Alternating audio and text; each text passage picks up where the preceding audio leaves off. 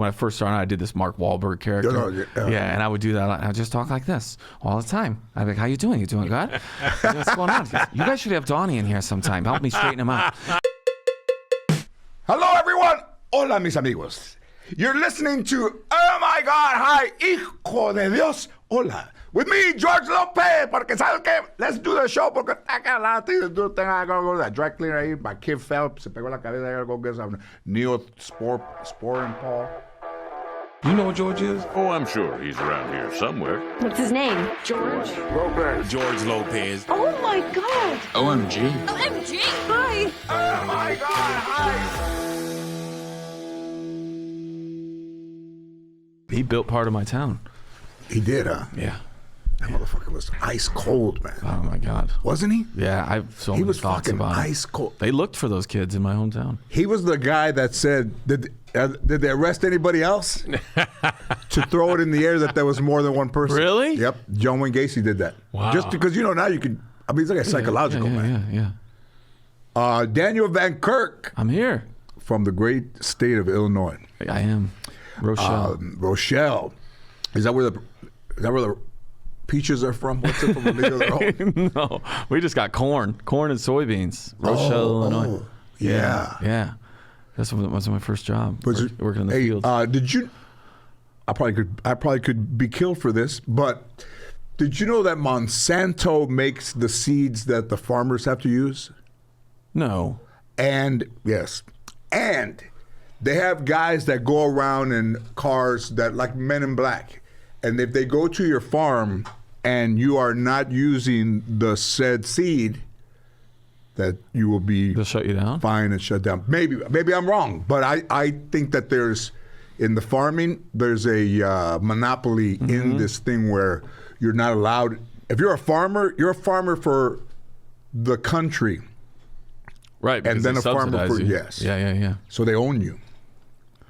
That's why you see corn with testicles. That's why I never went to the Piscas, Fuck that, You man. never did it? I never went to the farm, brother. Man, you worked out there? Yeah, it was my first. My first job was detasseling corn. Oh, You pull out the stalks. Detasseling. From the Detasseling. male rows to the female rows, and you'd pull out every fourth. You'd 4 rows and then 1 row off. 6 explain. a.m. in the morning. Did you know that? No, I didn't know there were female See, and what kind male. of fucking Mexican you just put mayonnaise in your fucking trips over? You put mayonnaise or fucking powder. You're like, hey, I don't even like it. I'm just an old-fashioned It's guy, gonna man. disappear. Butter. That's it. Butter. You'd have to walk through these fields. You start doing it when you're 12, 13. You start at 6 a.m. And everybody did it. Nobody said, I don't want to fuck everybody do it. I mean, a couple kids didn't, but for some, where I grew up, you'd be like, what's wrong with you? Why don't you want to tassel corn? Because everybody did it. What's wrong with you? Yeah. And then, you get so hot, you're covered in mud by the end of the day. Until I worked for a place called Koppel Farms, and they had these machines you'd ride in. And all these kids would just be in these little baskets, and you'd be pulling out the top of these Is that the one that corn ran over husks. Jeremy? No, it's not. No, different. But yeah, that was being it. a fucking driver. I forget. Because he tried to help that. Hey, that's a whole thing. So you're just up there and it's just You got to pull the through. tassels out of all the tops of all these corn. And what about all day, every day? at the end of the day when the sun's going down? Probably fucking beautiful, huh? But gorgeous, but When you're out there- exhausted. Hey, There let you me go. ask a question. There you go. He's going to make fun of me, I know. That's okay. What is a tassel? It's the top of the corn that I think. Man, I haven't done this in so long. It's how they can be fertilized, how they end up growing.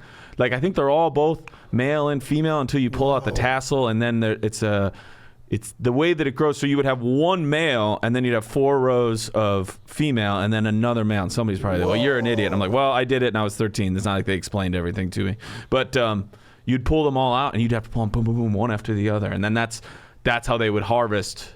That 4th row they would never harvest, but then everything in between for their sweet corn or feed or stuff like that. But then I got elevated up to baling hay, and that is the hardest, best job I've ever had in my life. Oh, man. So did you know there were male and female corn? No. Yeah. No, I never heard of that. I mean, did you know somebody's that? probably saying I'm Did you technically saying it wrong. You had no. Yeah. You didn't know it either. Yeah. No. If it was me, I Tassels, would man. pull the 4th row and leave the other one. I'd be like, motherfucker, he just fucking took away the whole, and it stays that way, right? They stay? Yeah.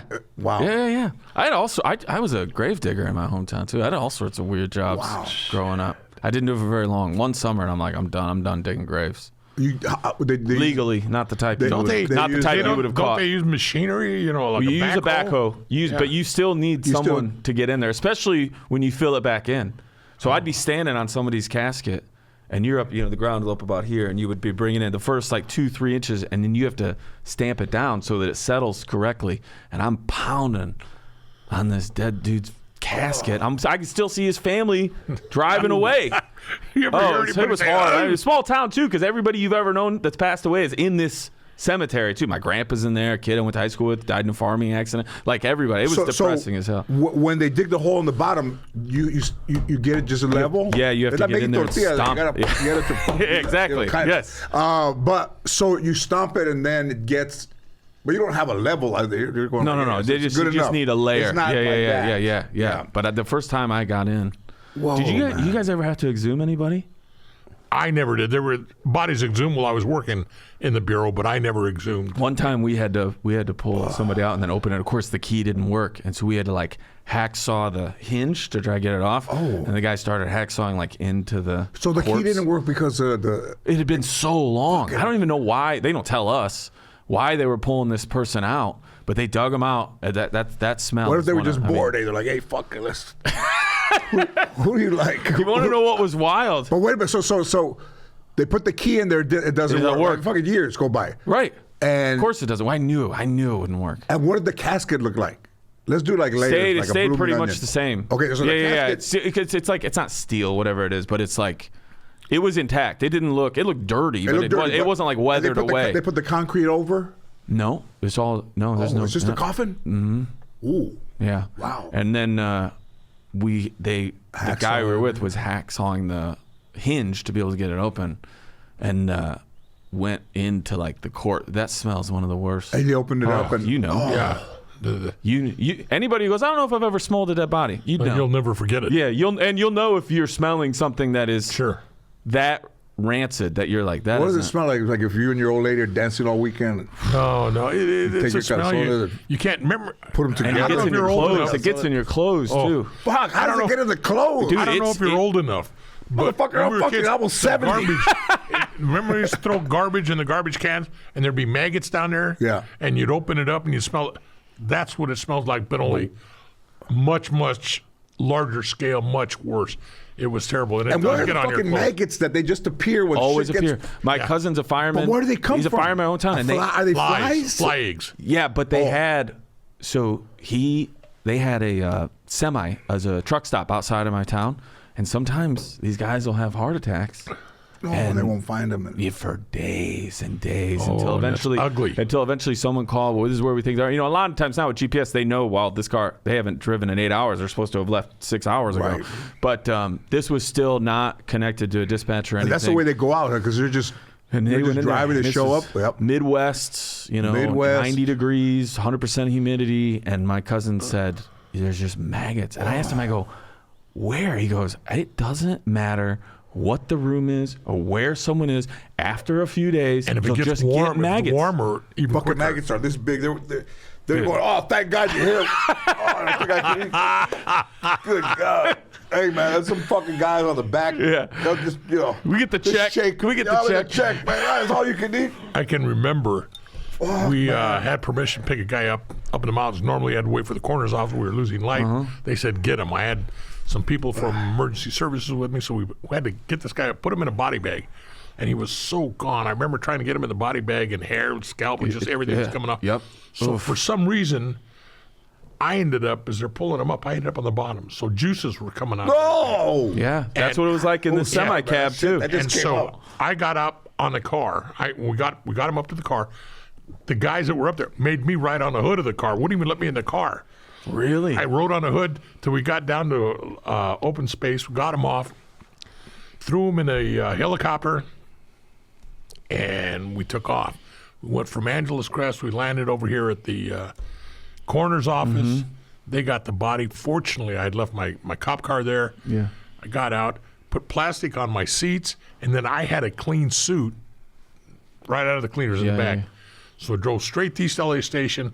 I'm walking in with new set of clothes, and they're seeing me, and they say, "Hey, Gil, what's going?" Oh, as they got close, "Oh, Gil, Yeah, what's?" it's in So I just got in there, showered, got those clothes, threw them in a plastic bag, took them to the cleaners. I knew the cleaner guy. Said, "Vic, if you can clean them, do it. If not, throw them away." Yep. Because they were that bad. And anything that I had touched inside the file, this paperwork, stunk forever. Never got the smell out of our paperwork. But what is it's in the air, right? It gets in your clothes. You think that a necrophiliac would get us a fucking straw like a juice box and suck all the juices at the bottom of that thing? I have no idea what he would do. Aaron? I mean, I'm sure you've covered it. But that's the whole thing with the Dahmer deal, which I have a big issue with that show. But that's the whole thing with the Dahmer deal. She was smelling, his neighbor was smelling that stuff all day, every day. And, Every day. And it was in her place too. There's no way it wasn't in her place. I mean, like in Okay, the so now describing that, you see what was going on in that one apartment building. Right. And the lady, they have calls, right? They have calls, and she said, "Hey, this fucking stuff right here." She tried the most. And you probably can't move anywhere. You're you're just making ends meet. Man, During the summer, especially. I went to that apartment. You know, And were you doing a show in Milwaukee? in Milwaukee, I landed, and then I was doing the comedy cafe or some bullshit out there, where they sell me airfare.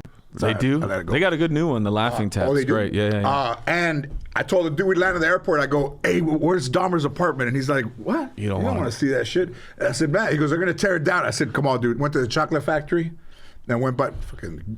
You know, when you're a George. fucking only child and Latino, and only time you guys talk is guess who died. Yeah. And of course you're gonna do that shit. You know, my grandmother never talked to me. She'd be able to sit down next to me. Guess who died? My grandma, fuck, I've been home for fucking 8 hours. This is what you finally say? Guess who died? You know, it's also one of those hotels there too. In one of those rooms, he killed somebody too. Oh yeah. Yeah, and they tried to say, they don't tell you which one it is. But Gacy, we were talking before we started. Gacy built one of the little shopping areas in my hometown. So after he got caught, they had one of those seismic readers or whatever. They can through cement look for stuff, and they were. Thank God they didn't find any. Fuck. But that was in my hometown too. And that's the next one they're gonna make. Yeah. It makes I hate it so much. Like your guys' doc about the Night Stalker, I loved because it was They left the showing sugar. what happened, right? But also cutting back to you guys enough about the efforts you were making. Because every time you go back to you guys trying to get justice for this, it kind of opens a window for the audience to breathe for a minute, right? That show on Netflix was nothing but just the most expensive recreation. It was like Unsolved Mysteries without Robert Stack. It was just a recreation, the whole thing. And we're like, oh, is there anything redeeming about this? No, we're just going to watch. And they're going to, they got ordered for 2 more. And now he won the Golden Globe. So they're going to keep making these. But I was like, I'd rather see the story of somebody who was trying to stop them. And I know that community in that what's fucked time, up? the cops weren't as on it as I think they would wish they were. I hope they wish they were. But you know what's fucked up about all of that, the salaciousness of these fucking crimes, heinous shit, Right. is that's what moves the needle. I know. Not Knives Out or the fucking Glass Onion. Right. Wednesday, okay, dark. I loved it. Yeah. This is And, reality. Just look at how many people were scary movies have always been. Sure. Scary movies ain't shit anymore. I mean, The Exorcist, the head went around and green. Wait, did you see it in the theater? Motherfuckers making a fucking steak. I just scared the shit out How of me. old, wait, yeah, because you were The probably first time I your saw 20s? it- 30s? Your 20s. You were young. You had to be really young. Oh, Teenage? yeah. What I were was you? young. I don't remember what year was it made? 73. You came out in Okay, 73. Jaws. Yeah, I was 21, 22. People lost it. But Texas Chainsaw Massacre, did you go see that in the theater? And- See, here's my thing about all that stuff. At least that's fiction. This Dahmer thing was just, here's what happened. And if it bothers you, oh, don't worry. It actually happened. Like, you never can, check out from it. Like that, I remember, because of growing up in Northern Illinois, and Rockford is a town that we were just south of. He would cruise in Rockford as well, in Chicago. I remember the story of the Filipino kid that he talked into the first responding officers to go, hey, and that people, there was such a different way. I hope we've progressed enough of how we treated that community. I But I'm wanted just to saying, watch that. What were those police officers thinking when they're they thought that they were boyfriend. The guy's a bleeding asshole, and the lady's like, that guy's not even of age. Yeah, he's 15. He's so 15 with a bloody oil, and they're like, oh, lovers quarrel. Sorry, guys. And they fucking give the dude back. Wild. Fucking hole in his But head. see, so since I remembered that from being a kid when it happened and hearing about it, when it came up, I tried watching the show. Just so everybody knows, I got about 3 episodes in. When it got to that, I was like, I can't. This is. But you know what? Real. And I Dahmer? value. Yeah. I started even though we watching met, I value your opinion because you're from where you're from. Yeah. Where there's no, it's real there. Like Right. there's real people. There's no bullshit. Right. And Right. out here, you're like, I don't know. I saw the beginning. You know. So Yeah, it's always somewhere people else. in the Midwest. Yeah. They'll fucking tell you what's up. Yeah. I started watching it, and I watch it for a different reason. I want the investigative side. I want to see what he did. You know, I want to watch. I want to watch. It's interesting to me. The blood, the guts doesn't bother me. Of course. So Yeah.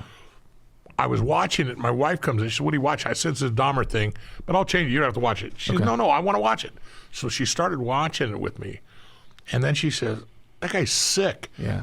Why do you watch this stuff? How can you stand to watch it?" I said, "Hey, dear, you know I did this for a living." Right. Of course. And so I never dear. went back. Right, I turned it off, and I've never gone back to it. See. Because I got to watch it alone. I can't. I still want to watch it. I got to watch it alone. I Get that can't have motherfucker some everybody else. Benadryl. Don't you Make him think- fucking stay up and watch all of them at once. Gil, don't you think you'd get frustrated watching the whole thing? Being like, guys, you didn't. Right then? That was so sloppy. I don't know because I haven't seen it that far. There's going to be parts where you go, guys, just. I get frustrated. John Benet Ramsey, I got frustrated over. Really? What about the mattress? Like this motherfucker had a mattress there. Oh, I'm on my period. You're a guy. Fuck. Oh, okay. Hemorrhoids. I got hemorrhoids. I got hemorrhoids. But I mean, you're not talking about the place smaller than this place. Yeah. And a wall air conditioner, not central, and then carpet. All the shit that can, a heavy sweater, all the shit that can hold. Yeah. That and I mean, if that lady's still alive, we should try to see if we can find that I lady think she is, I think. and talk to her. You know, and no consequence to the. I mean, it was a long time ago. To Right. the police of someone saying so being at the authority. If someone says, "I called you guys 10 times, and now you fucking show up and he killed people," what's that? What's your answer? Hey, bitch, relax. No, I doubt it. Hey, talk to my friend George. No, but what do you say though? You know, if somebody says, right? You say, hey, If somebody said you're a straight cop, There you you say, are. I'm very, very sorry. We will get to the bottom of it. But I don't know what cops were like. I don't know who was dealing with it because Right. back there, you know, it could have been, hey, keep that to yourself. What about keep that lady out of our way. what about that? The fucking guys took drums of chemicals out with people inside, Insane. wearing fucking hazmats, and the neighbors are all in fucking white beards, barefoot with some shorts. Right. Man, it smells. Even those motherfuckers had protective shit Oh, on. of course. I think my cousin, when he got the guy out of the cab of the semi, he had to put on a full hazmat to go in there and get that. You know what? Just get that guy Now out. I understand. Now I understand why they would wear a hazardous material suit, because like that smell you'll never forget. Oh. And it'll get in your fucking clothes. Did you get those clothes back? Yeah. You I did? Oh, he got it Yeah, out? I got it out. But Wow. worse than in your Shout out to clothes, that it gets dry in your cleaner. fucking mind. Well, Like you know, like it's in your fucking head. You'll smell it all the time. Right. It's in your fucking psyche. I've been around. Don't even say fucking psyche anymore. That's how fucking old I am. It's in your fucking psyche. Nobody says that shit. I've been around that shit. I've been through the fumes, and probably I can remember the ugliest one was the guy was bloated. He was found in the. What's little worse, creek. champagne farts or the dead body? Oh, the dead bodies. Champagne farts. Wow. Champagne farts are pretty fucking rough, man. You sit there, and the key to the whole thing, even with the morbidity of the dead body smell, is just don't go smell fresh air. So Right. if you come into a room and it's right It'll here, knock you out. It'll knock you out. you stay here. You'll get used to it. Your nose is the first sense to adapt. Yeah. It's like being on a farm. You show up to a farm and you're like, this is horrible. You give it about 5 minutes. You're not going to smell That's that why at all. people It's that like have cats, go you to walk the- in, you go, God Yeah, damn. now watch this. Something is simple. You go and you take a shit in your own restroom. It's fine. Somebody walks in right behind you and say, "Oh, you pig! Somebody die in here." It didn't bother you. Right. You go out and you say you're out for about a minute. You say, "Oh fuck, I forgot my keys." I go back in the now you go back in the restroom and now you're saying, "Holy shit, this smells You terrible." know, this is that's something I never realized. Me either. So it's two I didn't things. think about it. I knew about the hazmat suit- farm thing, but I never thought of it in terms of your work where you go, just get in here. Get in here, As long don't as you go don't out. step out. You step out, you're going to throw up. Exactly. Don't step outside. Your nose will do that. Once you get that fresh air again, it's going to be just as bad. Oh my God! When you went in there. Wait, is that your mind or is that No, it's your nose, your senses. It becomes adapts. because it becomes the common denominator. So your nose then starts to see, what does the new smell? Like it's always it just hits a new baseline. Do you remember in Silence of the Lambs when they pull that girl out of the river and they have her there in the funeral home and they pass around that little white thing and the old man Yeah, puts it on yeah. Shit and doesn't work. Scott Glenn, right? And then the old man, great face, and when they open it up in one move, like just ripping the Band-Aid off, Very and dramatic. that old man went like, just made a bit of a slight face, and you're like, subtle, but you see everything. You know he just kind exactly. of turned his Yeah. head, and it's just Yeah. a slight, and it was perfect little move, huh? And they put that stuff under. What is that? Well, they've tried everything. Mentholatum, anything with strong anything. They try, but it's very simple. You don't have to use that shit. if I was with a girl, and People let's burn say coffee, she was I not know as it. fresh. If she was not as fresh down there, I would take my finger and put it in my own culo and then make my own. You set that new baseline. That new base, that's the new normal now. I can take this now. I've been down over here.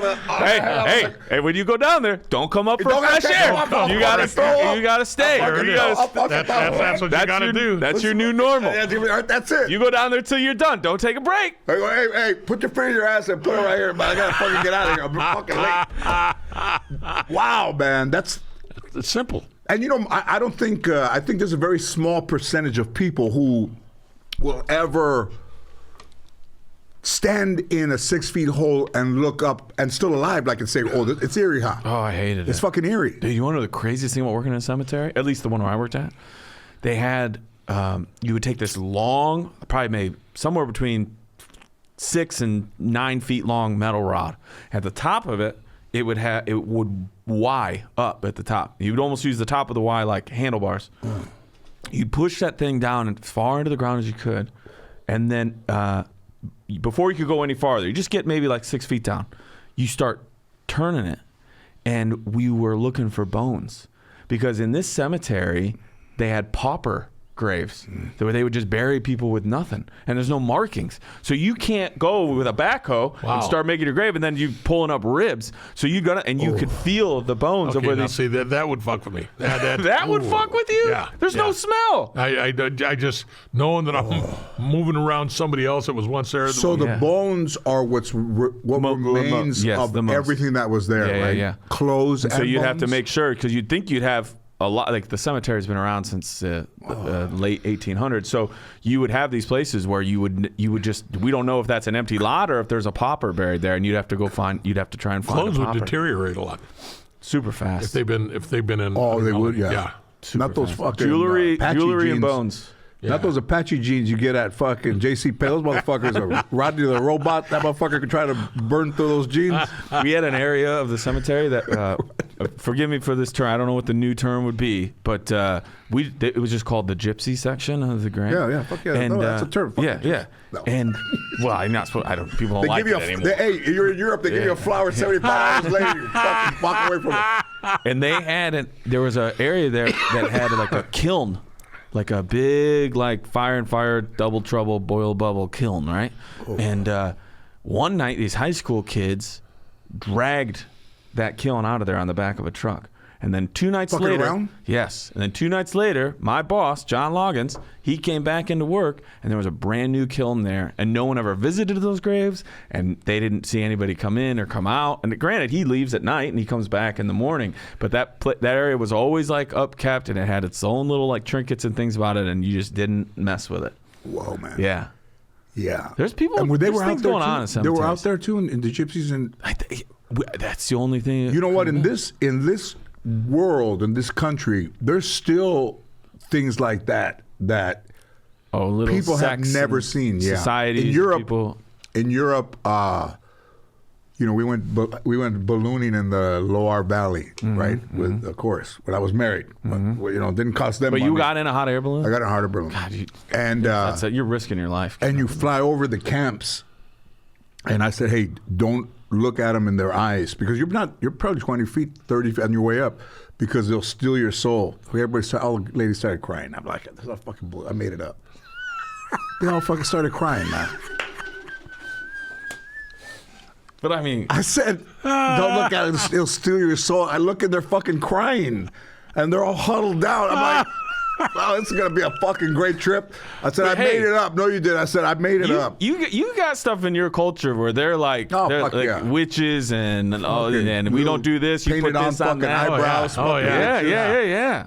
Putos with the tie the little knot. What's right the other here, one? The La Trusa? Isn't the that one? fucking lechuza, the little fucking anybody that ties the fucking knot. That's My scarier college than the roommate- fucking Llorona. If a fucking man ties a knot right here, that's scarier to me than the fucking lechuza and that motherfucker catches you. I learned. My college roommate. He'll catch you. My college roommate from Texas, he's a Mexican, and he was teaching me all this shit. I'm like, what are you talking? He's like, dude, the lechuza is gonna get your ass. What's I'm the like, lechuza? I've never heard the lechuza. It's a curse, right? It's a curse of the lechuza. It's the fucking owl with a man head. Where they fucked, I don't know. Somebody fucked an owl. And you know, probably the dude thought, it'll be my body, but nobody will know it's me. It's the fucking, hey, motherfucker, you fucked an owl? I didn't fuck an owl. Hey, bring that owl over here. Do you believe in curses? Yes. You do? You think you could be cursed? No, I don't. I think that somebody could put a curse on. Yes. I think that somebody Do can. you, Gil? No. I don't It's either. energy, man. You know. But I do believe in energy. If you believe in energy, then you would believe that somebody like, fucking Gypsy, Yeah, whoever, yeah. blank, is out there, and if they believe enough, they'll send you that fucking negative energy, and maybe it does could make a affect you. difference. Yeah. Maybe it does. I don't know. I took Maybe one to it's, jail. I took one to jail. She started foaming at the mouth and thought she was going to put a curse on me. Really? Yeah, and put a pencil through my neck. Not anything else, but a pencil through my neck, and I was going to have a curse. And I said, well, curse me to get thin, bitch. You're going to jail anyway. I don't care. That's what you told her? Yeah. Did she the went curse to jail. take? No. Did anybody ever Look at me. I'm going to let you say it. At least dinner for back then. One day I hope to know you long enough so you can zip that vest. But anyways, I don't know how long I got. I'm going to show this. Did you ever have somebody blow you to let them go? I guarantee you got offered. There is no way you didn't get offered. No. Look at this. Look at that. You can't. All right. Your friendship is complete. Now, fuck, there's another studio missing the fucking lining outside. Fucking soundproof lining. Of course you got offered. Hey, man, I just met you, and you act, right? Yeah. I'm going to put this motherfucker in my show. Oh, I would do it in a This is heartbeat. good. I'm going to put you, you're going to be one of the movers. You're going to be one of the, you'll be the only white kidding me? mover. Everybody's going to think you're the boss. I already had all, if I'm looking at you like everybody, hey, you're the boss. I'm the boss. I think you'd be perfect. Dude, hey, any scenario where I can end up with Al drinking those Pacificos, that's all I want to do. Isn't it great? You seen my the show? God. Yeah, man. Al's fucking amazing, Yeah. man. We were talking about it today. Fucking Al. Friday nights. I told Al 5 years ago, hey, I'm going to have you play my best friend. Yeah, I don't know because I got a deal at Fox. Fuck Fox. They ain't making any shows. He got a fucking office at CBS. It's like, Al, don't fuck this up, man. Yeah. You know, don't fuck this up. He's great. He's great it's in the show, man. It's great. Nice too. guy, Family too. comedy. But with but the with the edge. realness. With an Exactly. edge. Yeah. This ought to already air, but there's a thing that he told you about, the thing with the pictures that we did in the van. No. Man, it's one. It may be. That was this last Friday, wasn't it? No, that's this Friday. Oh, that's It right. may be the funniest thing that I've ever been a part of, and I've been a part of some funny Were shit. you breaking? Or when you thought of it got you? Yeah. Okay. But there's a couple of things, with Rita, the scene with Rita, everybody watched the scene, like the host crew and doing the rehearsal and all that stuff, they go over. And there's a guy, Vito, the guy, cameraman. He would just say when you're done, great job, boss. And then you're like, it's fucking nice, man. And then the one with Al and Matt they're making the tamales, and he's got the guy. Matt goes, I got this recipe from the Barefoot Contessa with tamales with walnuts. And fucking Al slaps that fucking bag out of his hand. And then they do water for chocolate. Oh my God. That was another thing where the fucking this is like a state, right? So the studio network, everybody would stand around in a little, because you're in the kitchen set. Yeah. And when they were done, they would fucking clap like you're watching fucking that's the like best. fucking theater. Oh, that's I mean, they would clap. The other day when you ate the doggy treats. Oh, and that's you fucking. I mean, I'm fucking. Hey, if she says it's by God, That's my favorite thing to do. Oh, it is. And the old lady was right there with her. She was laughing just as hard as I was watching this stuff. Mine was funny with that. Yeah. Oh man, my daughter's like, man, That's the best part about you guys she's the doing that best, together. man. I That's mean, the so best part. yeah, dude, I would love to have you on the show. In a heartbeat. Yeah, I think it's different. It's also it's the dream. A good good sitcom on network TV. Yep. Because when they hit and you can do them right and you're having fun, it's the best job in the world. You know, yeah, it is. It's all so unexpected. Like the first one is a bit of a fluke, you know, the first one. So 20 years go by, and Bruce said, this should be easier for you because 20 years ago you had to introduce yourself to people. Right. And now they know who I am, Yeah. like whether they like me or not. Yeah. So you're a bit of like, They're going to a restaurant they already like. know. And then the Gen Z, the anxiety show or Mine Doesn't Speak Spanish is what's resonating with the younger kids. So that's where the show lies. Not with me. I'm like the older, and my mind is closed. So that's my part. I have a closed mind. Right. And then they are, you don't understand my generational trauma. You're responsible for my trauma. We don't put a name on it. We put this. Yeah. And I don't know what, and even if you don't know what it is, it's something to them. Right. Where they would say, you know, my grandma would be like, I would be like, what's the matter? I'm sad. Well, you better get fucking happy because they're fucking leaving. You're just like, that was it. Right. I'm sad. Well, you better get fucking happy because Go outside. Go outside. Go outside. I mean, Every one of your characters is coming into their own. Yeah. The little kid. My son told me, your almost son-in-law on the show. He's great. coming into his own. if you look at that guy, if you look at, like, if this was a football game and you say, oh, I'm going to watch this guy, that guy is really good. Like, he did some shows, he's a child actor, so he was good. And that motherfucker has like a photographic memory. And Selenice was on Orange is the New Black. And that single camera, 5-6 years of surrounded by women, like the whole time. It can't be easy. And now she comes into this thing where she got the part because we can go dramatic and then you can go happy. And you can say, you can have those hard, you know, I don't want mine to lose respect for you. Don't be crazy. Mine has never respected you. I mean, and not make it sound like it's a joke. Well, that's what I was saying. You said edge, but I was saying the realness. The realness of it. And that's where I think that's where I mean, and I've had a nice career. I've never had a show be as universally approved of so fast like this. The other one was just great. You know, but yeah, thank you, man. And I'd love to have him say. Oh man, a heartbeat. Yeah. Yeah, I used to work in your field. Is that right? I was a federal agent. Cool. Where at? The John C. Klusinski This building is wait a minute, I know where that is. Where is in that? Chicago. The big, they have those 3 big black buildings. It's over, like, they're all catty corner from each other. I was in college, and they were hiring interns. Were you a narc? No. No, I was. I was in. No, it's all recorded. It's all recorded. I was in OPM, the Office of Personnel Management. So we did background investigations for military and civilians, and I was still going to college at the same time. I had a federal badge, had everything. Oh. One time I walked up. There's like a minimum security prison right in downtown Chicago, like in the Loop, and there was a door that you would use. It was also had the parking garage attached to it for the federal buildings. And so this is late at night. I get done with work. I'm walking back up. I'm probably 21 years old. And there's a tile, nondescript tile, where you know to put your fob so that the door opens. But if you're not supposed to be there, you don't know which tile is the fob, right? Yeah, it's the closest I ever got to any James Bond stuff. And so I walk up, and this other guy walks up at the exact same point as me. And so I kind of go ahead. Because I don't know him. And he doesn't mean. He goes, hey, you go first. And I go, nah, hey, it's fine, man.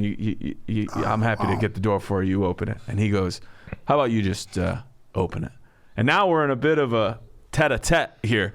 And so I go, hey, I'm Officer of Personnel Management. I'm supposed to be here. And he kicks back his jacket, Federal U.S. Marshal, with his Glock right next to it. And I go, you know what? Let me get that door for you. Yeah, I was like, hey, you win. You win. I'm just doing background investigation. You're out here. You're ranging out Did here. you want to do that? I was going to school I was in theater school. I felt like I was in a TV show. I'm a theater school kid also being a federal agent, but I had access to the FBI mainframe. They had to do a full level, like I had national security clearance. Full background. Yeah, where they do that SF-86, and they go to like your high school teachers and people who you grew up with and ask you they would ask you like, would Daniel be willing to shave every day for work if he had to? And then the person, my college roommate, Paul Lopez, he would go, yeah, he would. Okay. Has he ever been a part of any organizations to overthrow the government by violent or nonviolent forces? And of course, they're throwing you off by asking you like all these things. It was like, no, what? Yeah. You know, and Paul had no idea, and I was just flying by the seat of my pants.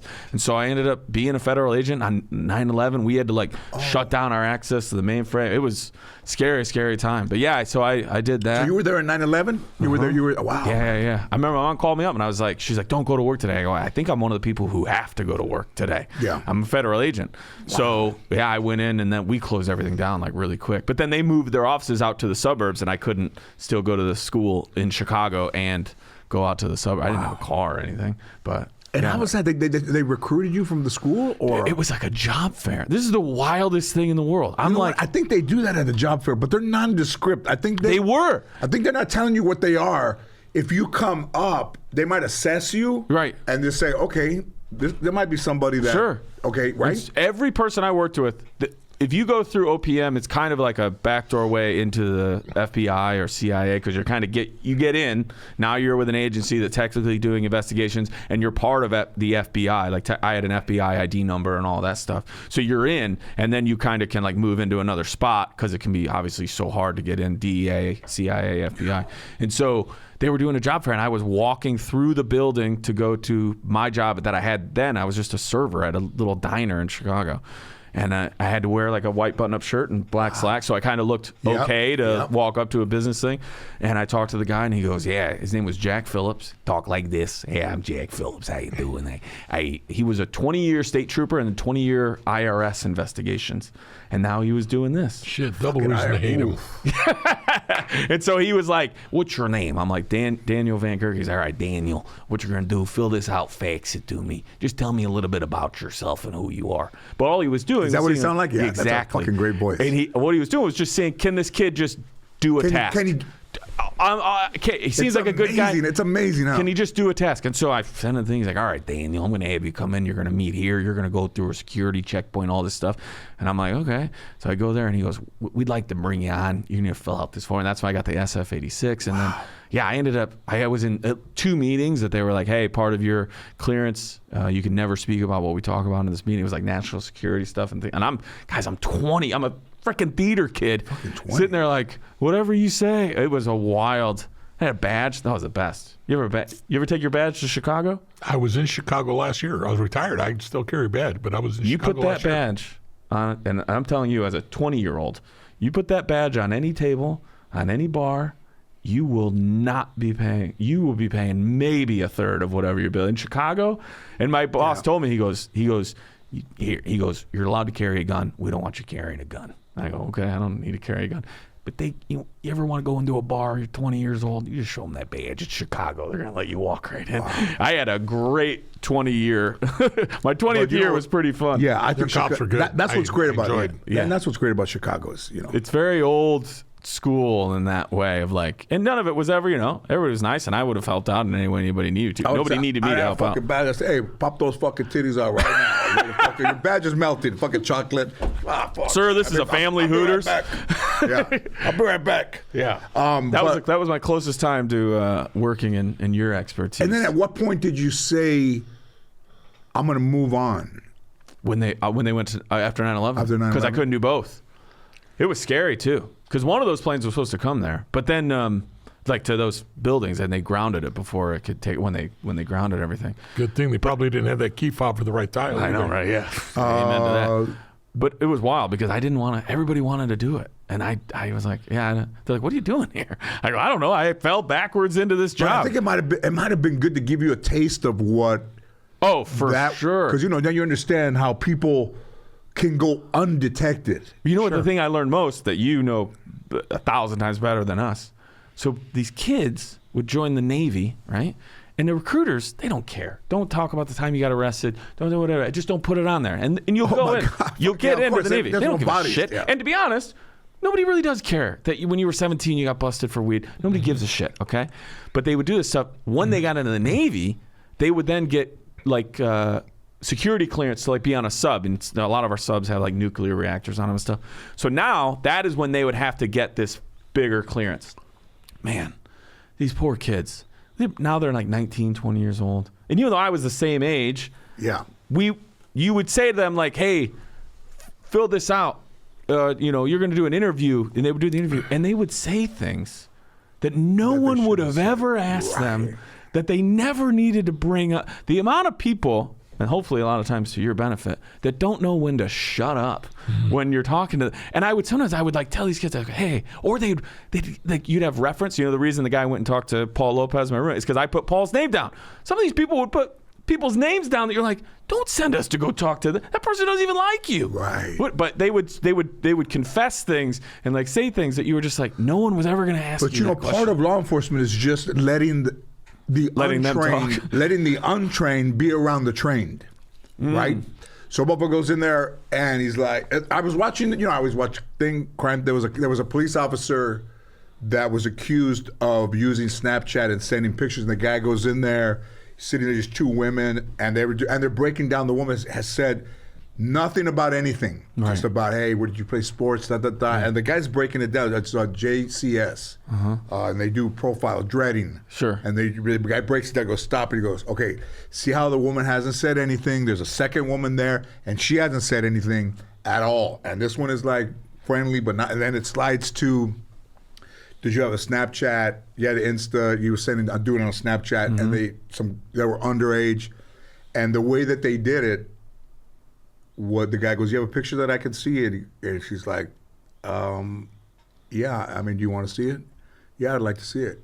And you know, we're not keeping you. Of course, they say we're not keeping you. You can leave. Right. And motherfucker looked over there and he goes, I think I would like an attorney. You know, I'm not gonna answer any more questions. And then the lady says, well, could I ask you a couple of things? Cause that's the first time she spoke. And the guy said, see how she was quiet the whole time? And then there was no lawyer. And there was like almost, she was done with him. Right. And just slide, just couldn't answer. Because he hasn't talked to her yet. Yeah. And she said, yeah, sure. And there was just two things. And then, the motherfucker got 12 years. Oh, it's all, it's called, you're asking controlled questions. Stuff that he doesn't have fear of, that he'll give you legitimate answers. And then those are all controlled. And when he least expects it, now ask him another question, just as soft, but only now it's to the core of what you're looking at. And he was putting it together as they were asking slight, you know, like a sliver of a thing. Like, did anybody, what name did you use? You know, did you ever send any, you know, was there any videos of, would you say, you know, we're going to confiscate they had a search warrant already. So he sat down, right? They already had a search warrant. Right? When you're sitting there, they're searching your house, right? Because they know where you are. Sure. Right? And then they had a search warrant and says, we'll need to, you know, confiscate your phone. And he's like, today? Yes, sir. We have a warrant. A warrant, and just confiscate the phone. Yeah. And he was majorly fucked. But when he walked in there, you know, he sat like this, you know, and I think in his mind, he thought, I'm a police officer. Yeah, maybe I've done this, but I think they'll be on my side. They haven't brought anything up. Right. He didn't know. He knew, but he didn't. I mean, you know what you've done. And then they had him in enough, more than enough, to where when they finally started to, I mean, it was masterful, right? Just a little bit of a thing. Yeah. And they had enough on that LAPD officer, the female that went for murder. Stephanie Lazarus? Yes. Dang, when they brought her in, they brought her in, and she was a fucking nut too. And she was almost mentally and scientifically equivalent of being a police officer. She was an investigator. She was an investigator. Yeah. And them going head to head is crazy because she's a sociopath too. Fucking murder. And then you're going with the trained, and then that versus the training of the good side versus the good side, and in a relationship with some dude. Right. And it goes, and they're almost like willing to answer any questions they had. She was into art, theft, art thievery, and So they said, hey, we got a case that involved art. So they're asking her a bunch of controlled questions, nothing to do with any criminal investigation. And then all of a sudden, okay, well, listen, now we want to talk to you about, do you know this? And Right. you know this? And she says, hey, wait a minute. Gosh. Maybe it's time I need an attorney because you're asking me questions. You think you're calling me? You think I don't know?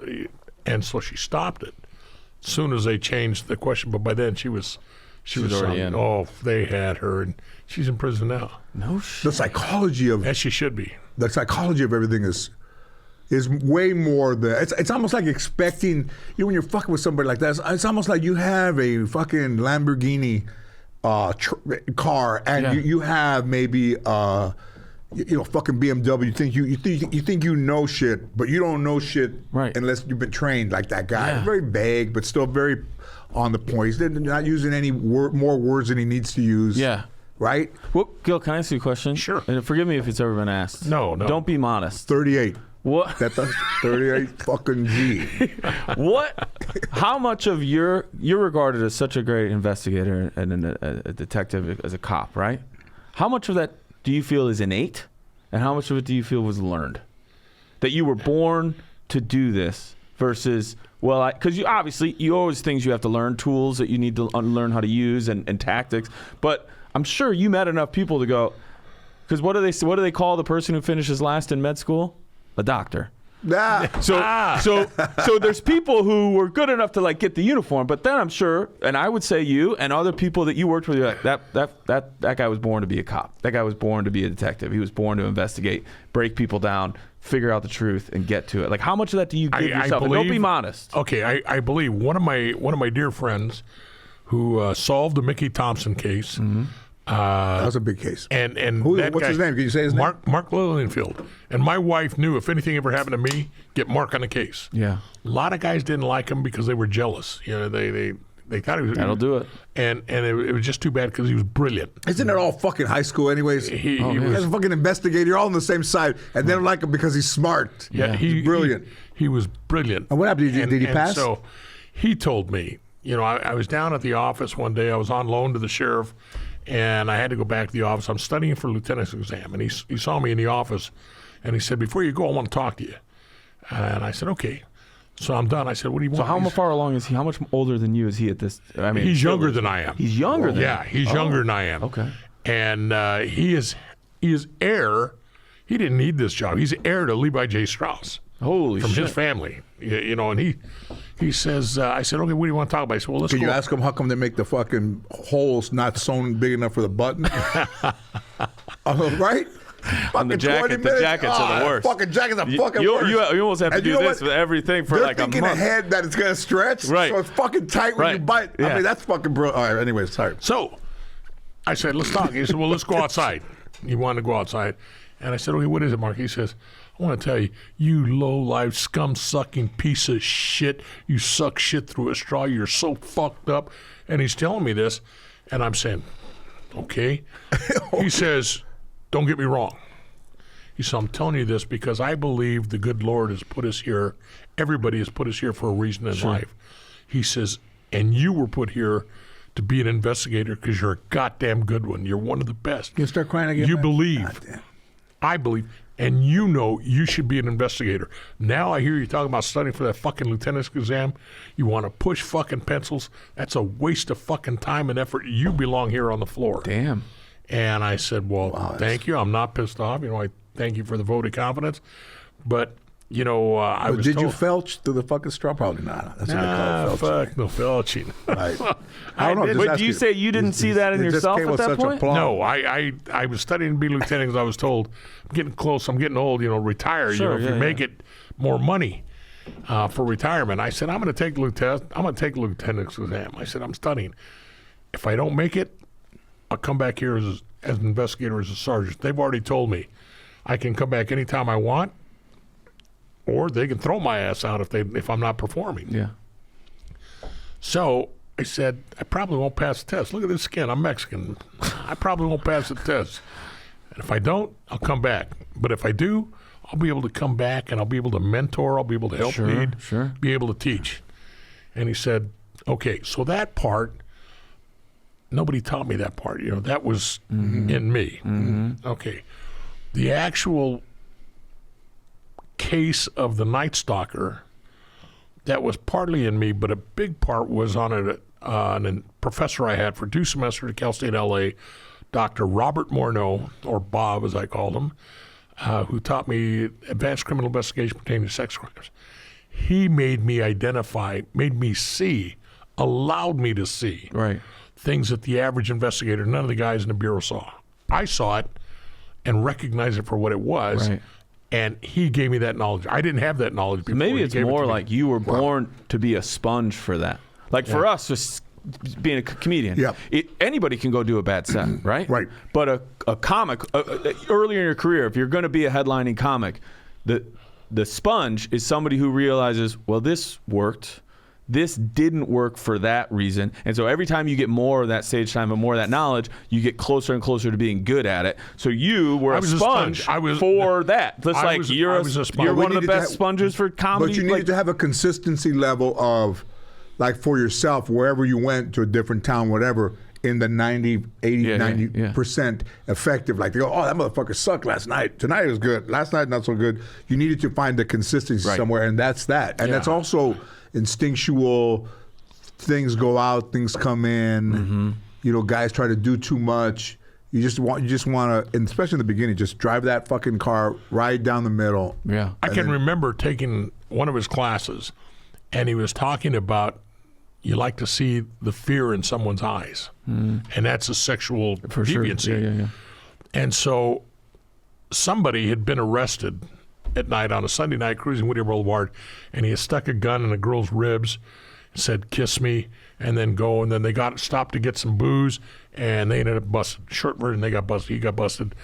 Detective came in there, and night detective went in there, interviewed him. I come in Monday morning because I was working day shift detectives, and I see the night dick. He had gone to court, and he says, "Hey, by the way, I interviewed your guy. They were some fucking whores on a Whittier Boulevard." He says, "They were just out there picking up.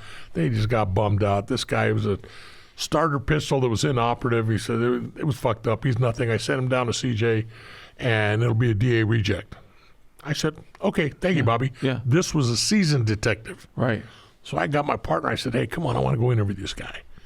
And he's already been there. I said, "Come on, go with me. I want to go interview." Right. So I went to interview. I knew the family. I had arrested his brother before.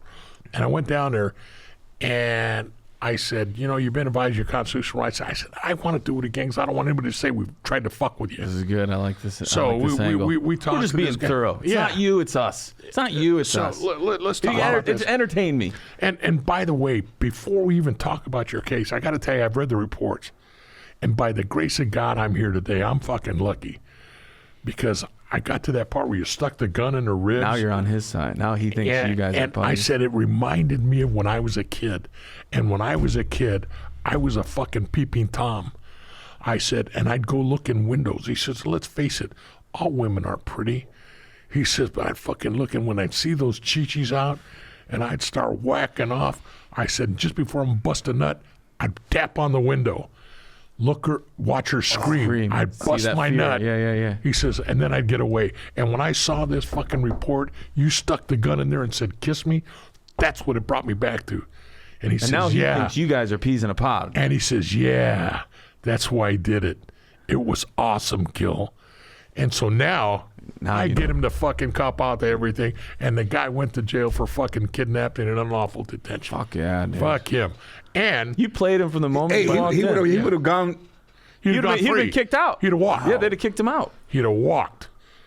Got him to cop out. They filed it. They got everything. And shit like it. I still get chills right now. Just thinking about course, what we did. But that was knowledge that I gained from Bob Morneau. Wow. But see, that's being a sponge.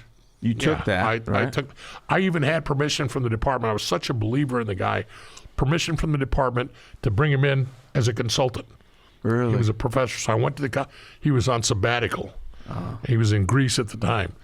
We solved the case, put together. What is sabbatical, by the way? Like fucking vacation? Yeah, they get that like 3-5 month vacation. Oh, is that what that is? It's Okay. usually long, sabbatical, real long, yeah. okay. So after the case was, we solved it, I got to go back. One of the highlights was going back, and I said, you gave me the knowledge to work this case. That's awesome. And we sat there, we bullshit. He was a good guy. Yeah, but see, that's the thing. The sponge I thing. mean, Yeah, A lot of people in those classes didn't take that. Where with them. one guy leaves, and they're like, "Yo, give it." So no. Let me fucking just go talk to him. I mean, he would have fucking walked. He would have kept doing what he was doing. Exactly. He would have kept doing what he was doing. Oh, for sure. And who knows? And it always escalates, right? Yeah. Because the fear. And he was a just softer like your guy. nose. That baseline just keeps setting. Yeah. And so eventually, that's Right. not enough fear. I need Exactly. a little bit of more fear. That fear is boring. That fear is old. I need new fear. And it just keeps going and fucking going and going. That's right. He was a wannabe. His younger brother That's right, too. was a little hardcore gangbanger, fighter, doing everything. I started seeing his brother on the street probably he was about 10 years old. And I had popped his brother bunches of times. What was he doing at 10? Like stealing shit? Out on Whittier Boulevard, hanging around, trying to steal beer, steal anything he can, being one of the boys. Damn, everything's going down on 10 Whittier. years old, man. Whittier Boulevard is That used to be crazy. It's not anymore. Put your fucking viejos all over. I was in a Fucking restaurant. blanket out there. I was in a restaurant just the other day to go over there. with my sister. I'll go two. I'll get you 2 for 20 on this blanket. Hey, that's Jordan Lopez. Fuck you. That's the most excitement we had. My brother-in-law was fucking having PP top. surgery. He had a knee replacement on Thursday. I picked up my sister. I said, well, let's go out local, have some lunch. Well, he's in there. Yeah. So we sit down, we eat and finish eating, and there's some guy sitting at the table with a lady. Get up to leave, and he says, you don't remember me? He looked at me and says, you don't remember me, do you? And I looked and I said, no, I'm sorry, I don't, sir. He says, really? Take another look. I said, sir, I'm Are sorry. you carrying at this point? No. You might almost have to No, fucking I carry. know. That and normally I do. You're sitting down and standing up. And Especially so- you're a high-profile person. And I said, sir, I'm sorry, I really don't remember. You want to refresh my memory? He says, yeah, you arrested me about 10 times. Ah! And I just started laughing. It clicked? I still didn't recognize I don't remember him. But he was friends with George Verdugo, the guy that helped me out on that case, the guy that's a multimillionaire now. They were friends. Fucking George Verdugo. From the same same neighborhood. And I remember the neighborhood. I remember most of the guy, Sure, but yeah. I think George Verdugo is a documentary. Oh, yeah. This is a guy Why? that was on the street hopeless, and he said, hey, Yeah. get the fuck out of town. Get the fuck out of here. You said this to him? Oh, he was. He became a multi-millionaire. Doing what? Yeah, he buys these websites or what do they call them? The domain, the names? Domain names. Okay, yeah. As an example, years ago, the Rams are in St. Louis. He bought LARams.com. Oh, my gosh. How much is that So worth fucking to sell simple, it back to the Rams? Yeah. So bought other domains like that. He's got a domain in East LA now. Wait, hold Fuck, back up. I bought Panocha fucking plus. Still like that shit there. I got GeorgeLopez.com. Oh, fuck. I had to buy that one back because a fucking You guy was did? my friend. Yeah, $3,000. He took it from you? My friend. No. Yeah, he's in San Antonio. I don't know if you should keep saying friend. Well, he was not my friend. I haven't seen him. But Wait, are you from San Antonio? no, he was. Oh, I was gonna say And I he didn't bought think it. you were. We went to go look. My at Paul Lopez, my college roommate, was San Oh, it was Antonio. yeah. And they're like, hey, some dude owns it. He says he knows you. And I was like, and I found out who was like, this motherfucker, fucking $3,000 back there 30 years ago, 25 years ago. Yeah, that's you go for inflation. That's still it's I probably still 10, a lot. 12 Yeah. today. Hey, so what were we saying? Oh, so Verdugo. Wait, so you told him to get out of town? He was told him to get running. his shit together. So you're seeing this guy on Whittier Boulevard all the time? No, George Verdugo. I was lecturing in San Clemente. Okay.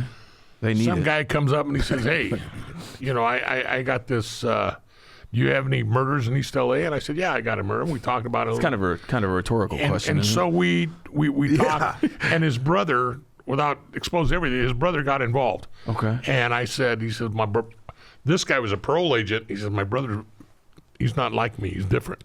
I said, I'm not even going to bother you, brother. Here's my card. Have him give me a call if he wants to. Perfect. And he called. I called. We established. We met. Had a friendship. The guy was good as gold. And he says, well, I don't know if I can do all this. I'm talking to you. I got to, by now, he says, I got to talk to God. And I started laughing. And he says, I'm serious. That's not a laughing matter. I said, no, I'm laughing. That's happiness. Because God wouldn't have brought me here today if you weren't going Love it.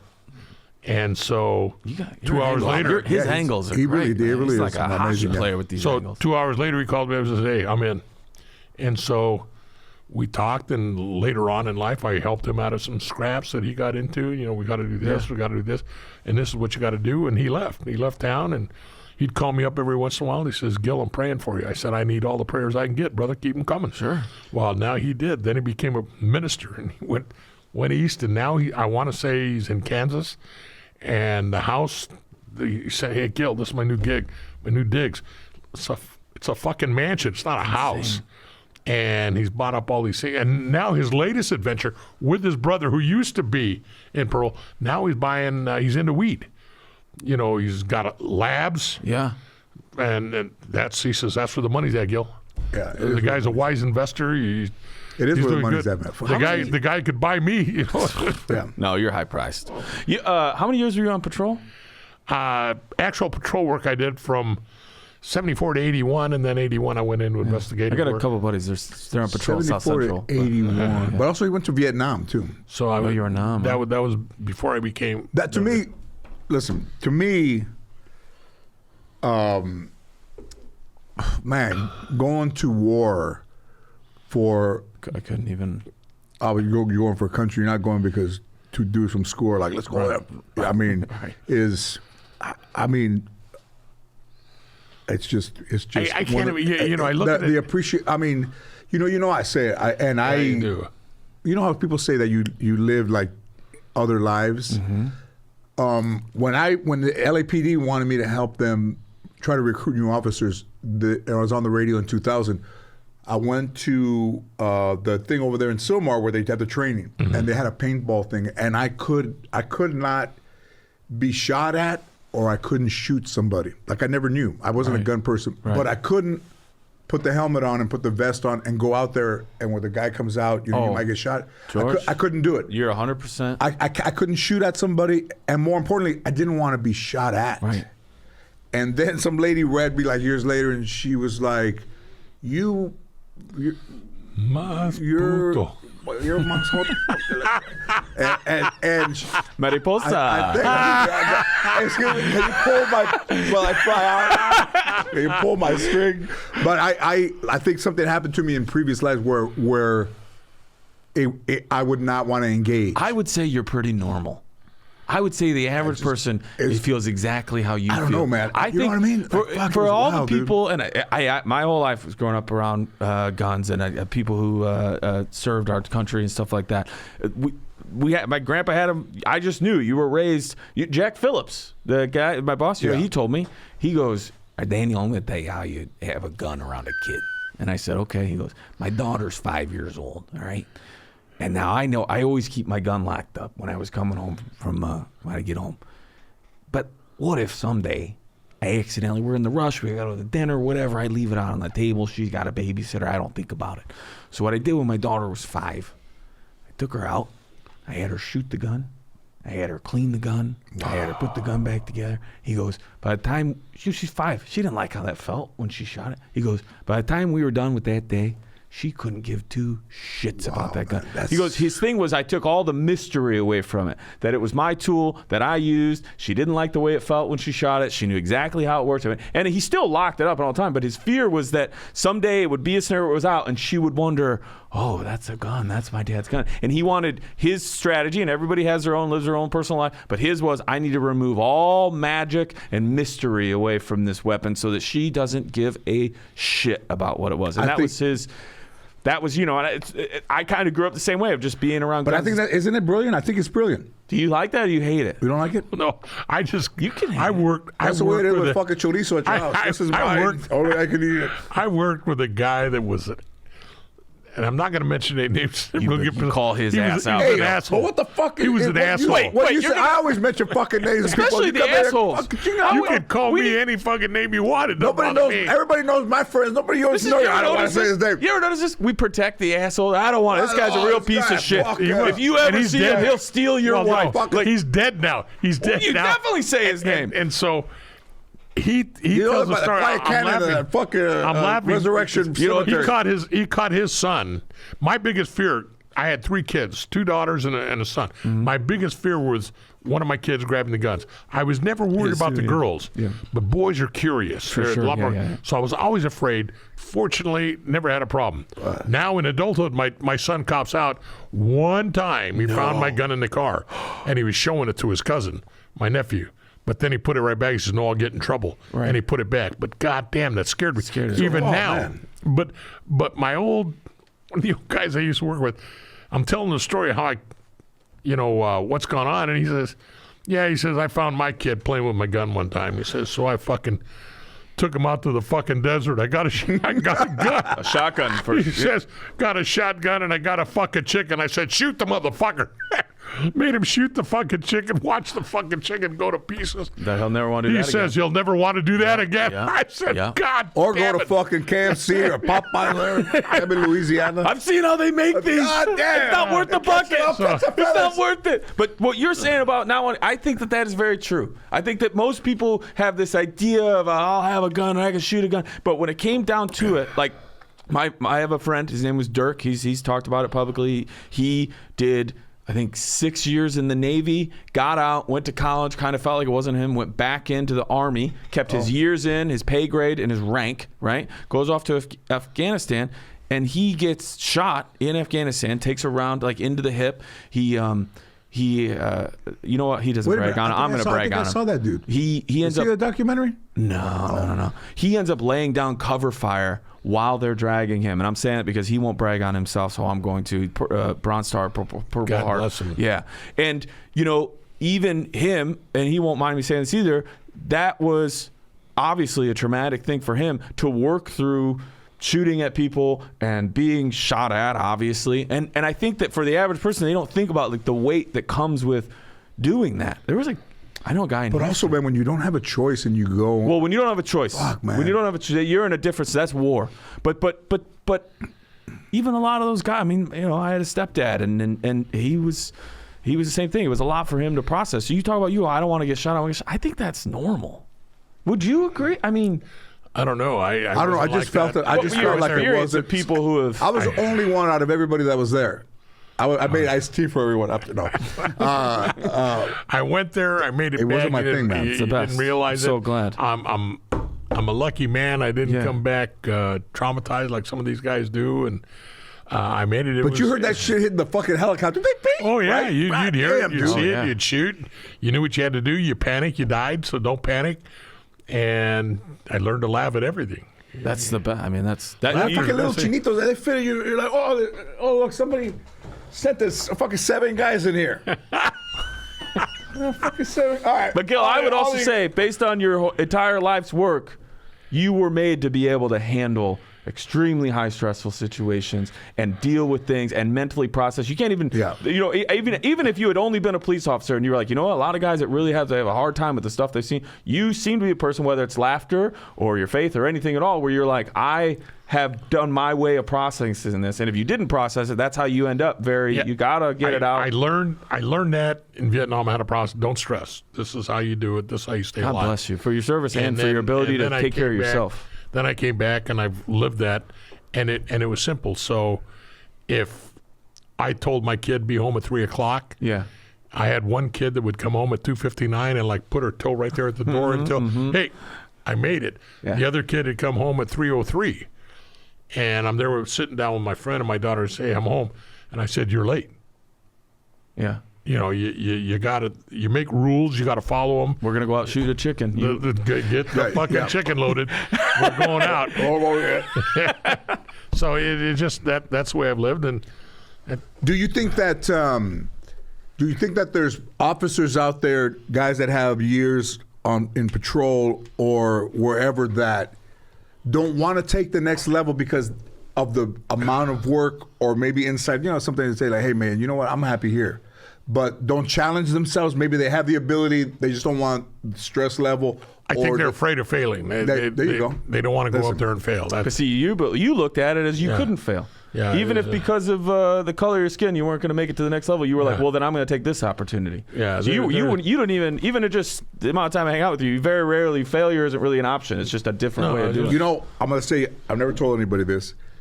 Years ago, when I was married, and this was in the 90s, or in the early, kind of when things started to happen, and I told Ann that I was scared. Wow. And I never told her I was scared. And she's like, what are you scared of? And I said, not being good enough. Yeah. And I'd never fucking said, I mean, come on, look at the way it sounds. I've never had said it. I'd never said that to anybody. Was this as the wave was kind of It started- starting? yeah. You could, And then well, you're we like, get. I don't know mean, if it's I'm that good or not. imposter syndrome of like, have I just tricked all these people? What if I don't? What? Because you saw a lot of guys go and come back. Yeah. Like you saw a bunch of guys at the club. They go.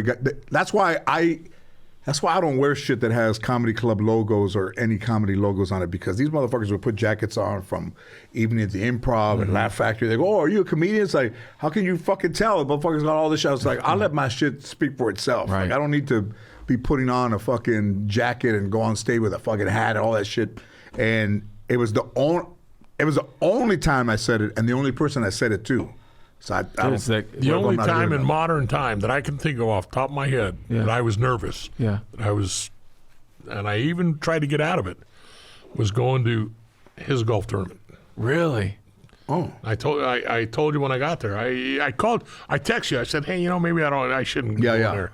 I didn't want to go because I'm not used to hanging. Unfamiliar, because It was unfamiliar to me. Yeah. even though you did what you did and you went, you went who you were with, it's different. It's a place you're not familiar with. And I didn't want to, he is a major celebrity. Sure, yeah. I'm not there to hang on to his belt loop. You Right. got other things you do. We're not in prison. So I just wanted to, hey, you go, it's all right.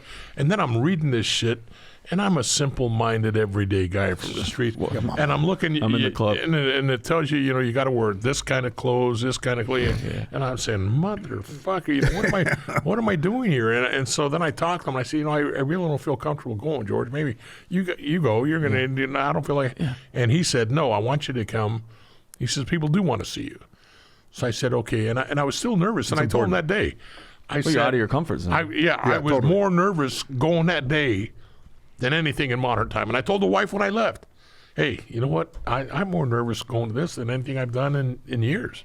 And it was something as simple as just going, not just, but going to his celebrity golf. But I mean, it's in your. It's just like. And how was it? Yeah, how was it? Now you're That's getting what I wanna know. lagrimoso now. Yeah, fucking D.L. Hughley's like, Yeah. yo, motherfucker, you almost made me not hate cops. That's what D.L. Hughley said. D.L. Hughley, I'll never forget him. He came up to me and I said, hi, how you doing? He says, good. He says, you know what? He says, I got to tell you something right now. I said, what's that? He says, I don't like cops. And I said, okay. Yeah.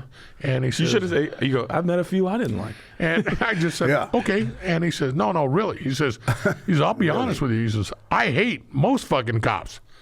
And I said, okay. Yeah. That's all right. That's you. Sure. And he says, but you're different.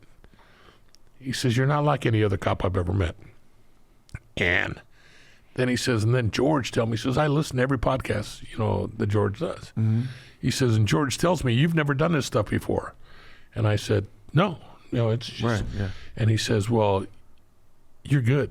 You and George have good chemistry. Mm-hmm. Keep it up. God bless you. And it was just really nice, to hear. And all day long on the golf course, he kept an eye on me, wanted me to make sure to hydrate because I wouldn't hydrate because George, the celebrity that he is, had the only fucking golf cart without a roof on it. So we're out exposed to the elements all day. Why would you do that to yourself? And so Melanoma. he's chingon, and so we did it. It was a great time. That's all. So you And- did have a good time. And who else I did you meet? did. Joe Pesci, motherfucker. Joe, Oh no shit! Yeah, you the motherfucker. foursome was D.L. Hughley, Cedric the Entertainer, and Joe Pesci. That's a damn good And time. it was a great day for me. I got to see Adrian Gonzalez, who was there playing for the Dodgers. Yep. I saw. From the Red Tees? No. You almost didn't go. Pardon me? You almost Didn't go. Yeah, and I almost didn't. But go. I've done that. I've done that a lot. You don't do that. Do you? I have. You're not married though, are you? No. But I've had plenty of times where I'm like, I don't want to do this. But you know what you reminded me of? My favorite movie. My favorite line in all of movies ever is Rocky 1. When he goes Wait a out. minute. First of all, that is my favorite movie of all time. It's my favorite line in any movie I've ever seen in my entire life. He goes out walking around. Well, first of all, he goes into the arena. start crying. He goes in the arena and he goes, "Hey, it's sure. his shorts are wrong. It's white with red, not red with white." And that guy looks at him with that cigar and he goes, "Doesn't really matter though, does it? Just give us a good show." And in that moment, Rocky realizes like, "Oh, all I'm gonna do is lose." And so he walks around and he comes home and Adrian's sleeping in bed, right? In their little shack they got, right? And he's sleeping there, and she wakes up and she says, "What is it?" And he says, "I can't beat him." She goes, "Apollo?" He goes, "Yeah, I've been walking around and I can't beat him." And the thing she says back is my favorite line in the history of all movies. She goes, "What are we going to do? Not what are you going to do? Ooh. Not what's your problem. She is in this with him as much as he's in it.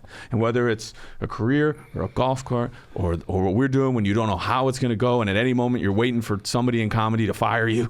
And she says, "What are we going to do?" And I was at a place in my life when that scene really hit me where I was like, that is what you need in your friends. That is what you need in your partner. That when you say, "Hey, I don't think I'm going to do it," they don't go, "Well, who cares? Oh, let it go. It probably wasn't for you." They go, "What are we going to do?" And he just says, "Oh, if I can just go the distance, I won't just be a bum off the streets." But it's like that thing when you're like, I think I'm afraid right now. And that person saying to you, "What are we going to do?" It's my favorite line. And you made me think of it when you said, I said I was afraid. Yeah. What are we going to do? What a perfect. Wow. She thinks of them as a team, as a unit. It's not just him out there in that ring. It's her too, which is why he screams her name. So, that's another movie. But Wow. I worked security for that movie. And when they did the fight scenes over at the old sports arena, I remember Fucking sports arena was fucking great, man. I got an autographed picture from Apollo Creed. He signed an autograph. He did. So I could take it home to my wife. Rocky, Sylvester Stallone, who's really a nice guy. Yeah. Was it the first one? Yeah. Really nice guy. Oh, that's Pro in the police. sports arena, man. Apologized to me because he had run out of pictures. He says, "Come back." He says, "Get you another one." He says, "Come back tomorrow. I should have some more here." Sorry about that. I'll get you on the next one. So he didn't have one. So I took That's it the way home. he sounds. I took it home and I told the old lady, I said, "Here, look, I got you an autograph." She goes, "Oh, good." And I give it to her and it's Apollo Creed. She says, "Where's the one from Rocky? I don't want this one. Where's the one from Rocky?" I said, "I want to see you, you dirty bitch. I mean, Jesus Christ, I give you something." And she wasn't satisfied. Man. Did you do a lot of movies? It was overtime. If I was free, I did a couple of Rockies. I did I didn't know you something did. called Boulevard Nights. Okay. Whittier Boulevard, yeah. And that was it for security. I don't think I did anything else security-wise. Then I did some consulting on other movies. Sure. The one Robert De Niro and Heat. You did Heat? Yeah, I did Heat. I was in the End of Watch, which is a great movie. I love End of Watch. Oh, it's a good movie. It's a great movie. I made the cutting room floor. I've written a cop show called I'm not pitching it to you, but it's called Code 7, right? Oh, I used to eat at the Code 7 all the time. So it's Code 7, which is the code for lunch. Like Lunch, on yeah. So my friends who are cops in South Central, I hung out with them a lot, and I was a door guy in downtown LA for like 6 years. So they would come and they'd go to like Taco King and get stuff and hang out with me, and I would, and so I love these guys to death. They're both great cops, even better people, and we were talking about it might have been End of Watch. I love it, and it was an inspiration because they were like 90% of what we do is paper. It's Barney Miller. It's paperwork, and it's talking to each other, or it's standing there being like, "Sorry, this is closed. You guys just got to keep going." And so I wrote a cop show that's built around just that part of the like. What I loved about End of Watch, driving around. You going to that quinceañera? I'm not going to your fucking cousin's really great. quinceañera. Like all that shit of just that chemistry that they had, talking about their families and driving around. So I built a show that was based just around everything in between, like two cops waiting for the fucking coroner to come. And what do they talk about? Like I have a scene where they talk about, can't believe people are still afraid of escalators. We've had escalators. And it's that sort of mundane conversation. Exactly. I was like, I want a cop show that's like that, where stuff still happens. They got a job to do, but so much of it is just the relationship and the conversation. Watch was so real, so good. Yeah. Probably one of the best cop movies I've ever seen. I love it. Did you know that they really drove? That's a real accident. Were you there that day? No. They had that accident? The brakes didn't work when they were chasing that at night, right before they run into the building. They slam into the back of that van. That was all real and not planned. Oh wow. Yeah, they couldn't stop. So they just kept rolling. The director on that was from David South Ayers, LA. right? David Ayers. He was from South LA. Oh, okay. Yeah, he was. He was a good guy. They wanted to do some fight scenes. They cut out all the fight scenes, boxing matches, because I used to do ring announcing. Well, for they the do that department. one where he fights. Michael Pena fights the guy in his apartment. He's like, "You want to fucking go?" Yeah, right. I had an old partner that did that. I said, "Hey," Let's I said, throw 'em. "They're not going to believe this." I said, "There's a guy that actually in the movie takes off his badge and his belt and gets in a fight, and I started laughing because he did that. No shit. Yeah, he did that on. There's some stuff on YouTube where in South Central the guy goes, "Fucking, you want to go head up?" And the fucking cop takes his thing off and they fucking throw, man. Yeah. Fucking one-on-one. Earn the respect right there. You got it. Crazy. So they were going to do some boxing scenes. Yeah. And I used to be a ring announcer. So the guy that was one of the technical told David Ayers, hey, I got a guy that did that for the department between LAPD and the sheriff's department. And he said, see if he wants to do it. So they called. I said, sure, I'll do it. So they gave me the script. Uh-huh. And then he said, okay, come in. I want to talk to you. So I went down to interview with David Ayers. And he says, what'd you think? I said, well, I saw the script. I cried and I laughed. Mm-hmm. I said, great fucking ending way it ends. Yeah. And he said, you up? And I said, I'm up. He said, okay, let's do it. And so I did it. The night that they're showing the premiere, the producer comes up and I'm with my wife and he says, hey, Gil. He says, may as well tell you right now, don't be looking for yourself on the screen. He says, we cut out 7 minutes of boxing. Oh, shit. And they were going to show how the Mexican gets to fight the black guy. This is why he knows how to fight. Yeah. But it came out so good, he said, we cut that out. Well, at least you didn't find out in your seat. Yeah, but I'm in the credits. Special thanks to Gil Carrillo. And if you bought the DVD, the outtakes, I'm in there. Oh, really? Yeah. I'll find it just to watch that. 5 people fuck. Oh, so I did Tax Collector. I got directed by David Aaron. Oh, really? Yeah, I know David Aaron. He's a good guy. Tall dude. Yeah. A little bit spooky, like you like that? Yeah. A gringo in South Central. From the barrio. That's all we talk. That's how the preachers talk. From the hood. You know that motherfucker can throw, man. Really? Yeah. Tall dude. There's a scene in that movie. Can I ask you if this is real? Sure. They're sitting there. I think Jake Gyllenhaal's driving, and these gangbangers they approach the car, and he just pulls and holds it like right up to the door. Yeah. Is that a move? Would someone potentially do that? Sure. He just had it as he's just chilling, talking to him, and he's already got it out like all the time because he doesn't know why this guy's walking up to the car. All the time. I've always wondered about that move because I was like, that's either completely made up, like one person thought of that, or this happens every day. I think David was about all real shit. He was. Like I'm sure those dudes didn't know. Very realistic. That's why those guys knew if they hit the back of that fucking van, don't be like cut. No, They just kept rolling. An actor can't say cut. No. And sometimes I get mad if they say cut too soon. Like I was like, no, I'm good. Keep fucking There was what they do. They call it the table read. Yeah. Okay, so come time to do a table read, and I asked David. I said, hey, do you want me to say these words like they're in here? And he says, well, yeah. Why do you think you? I said, because realities are a ring announcer wouldn't say this stuff. You know, this wouldn't be real. You know, sure. You want to get people in a fight. You want to get them. He's okay. Hey, say whatever you want. So everybody's doing their read. Now it's time for me to read. Mm-hmm. And I announced the boxers and did what I said, here's the guy hailing from the mean streets of East L.A. And I gave the guy his name, gave him a name. We did it. And as soon as I did that, everybody at the table started clapping. So it went off well. Yeah. I thought it was going to be it was authentic. Like great. Hey, cut that fucking shit. He looks down. He's like, we're gonna. So okay. Enough about us. Sorry. How did you go to Second City?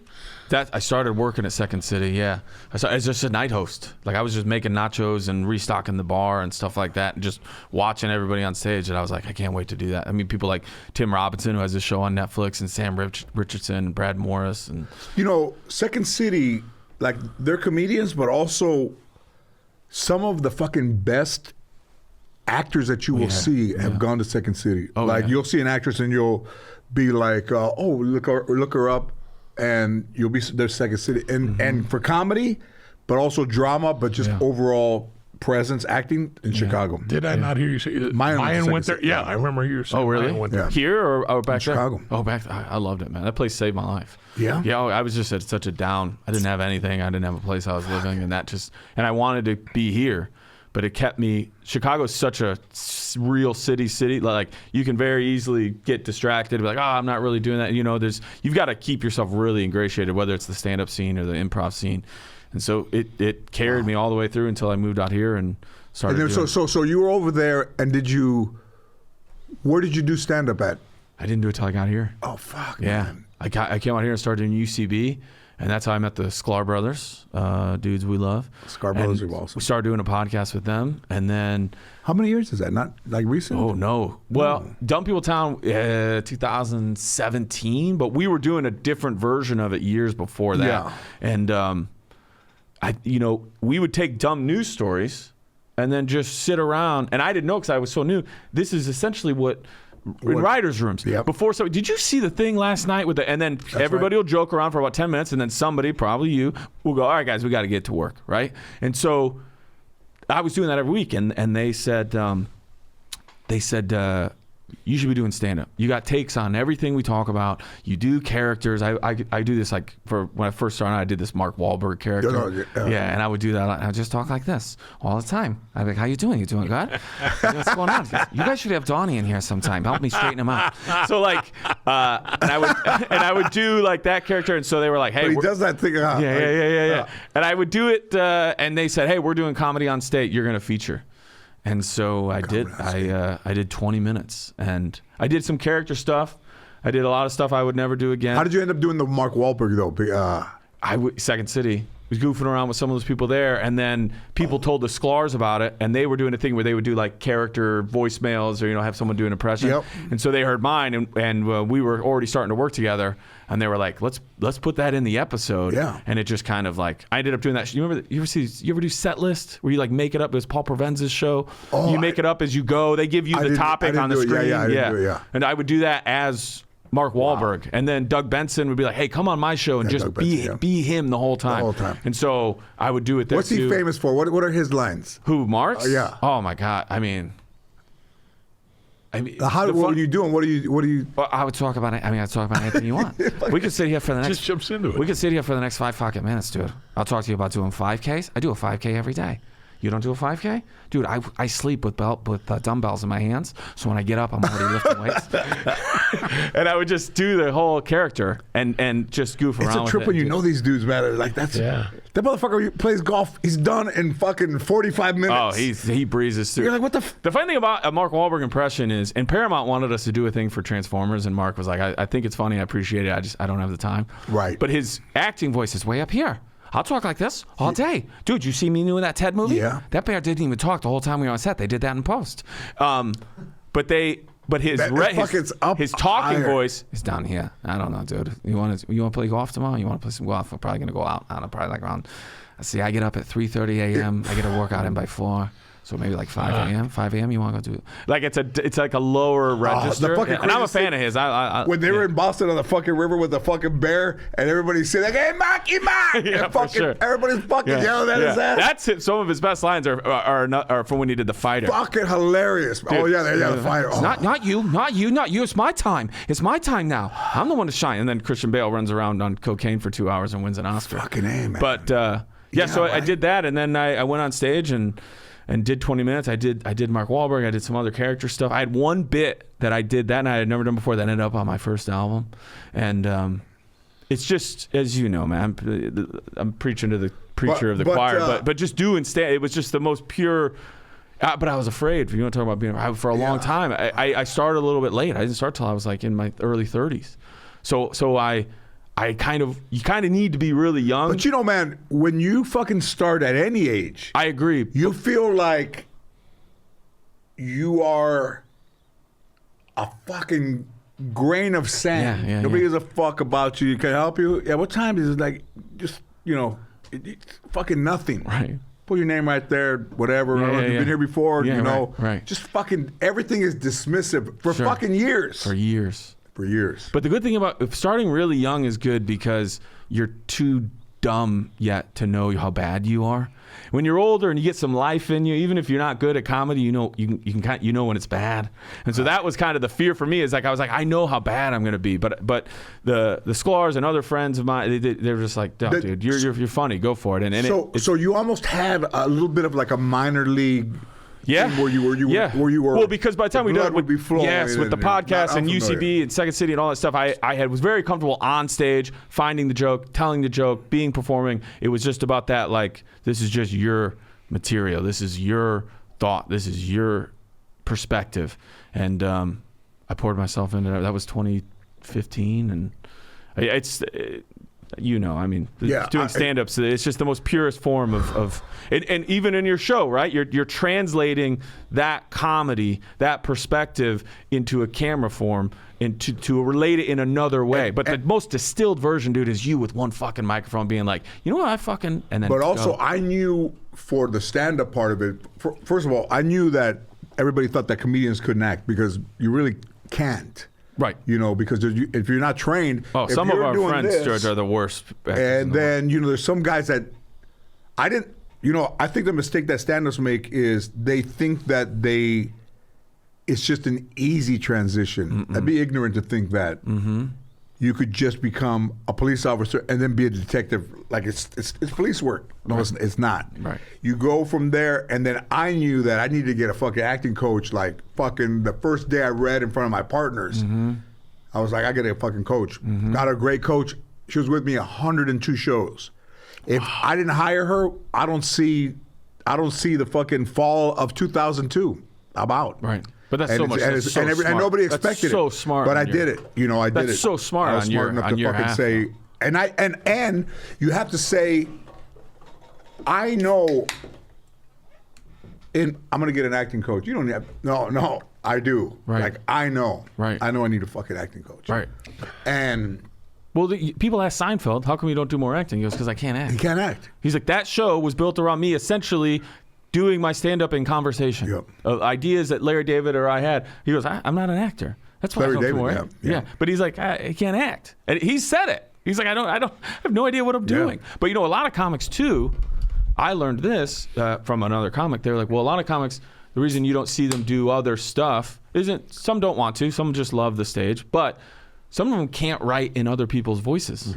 So they don't go on to like write on TV shows and other stuff because they can only write in their voice from their point of view, which is a whole other muscle and a skill. And there are obviously inherently people that are just, no matter where you put them, they're going to be funny. So the first show, I went in there, me, Bruce, and Robert went in there like August to like the end of September, October.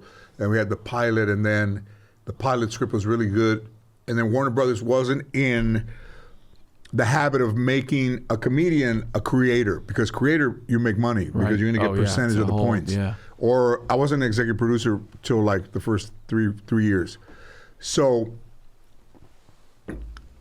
Bruce went to Peter Roth, who was the head of TV, and said, you got to make this guy a creator because it's not anything that I can do. He's doing it all. All we're doing is listening. He's going in there, he's telling all his stories, to write it down. It's got nothing to do with us. It's all him. Yeah. And they did. I got to create it.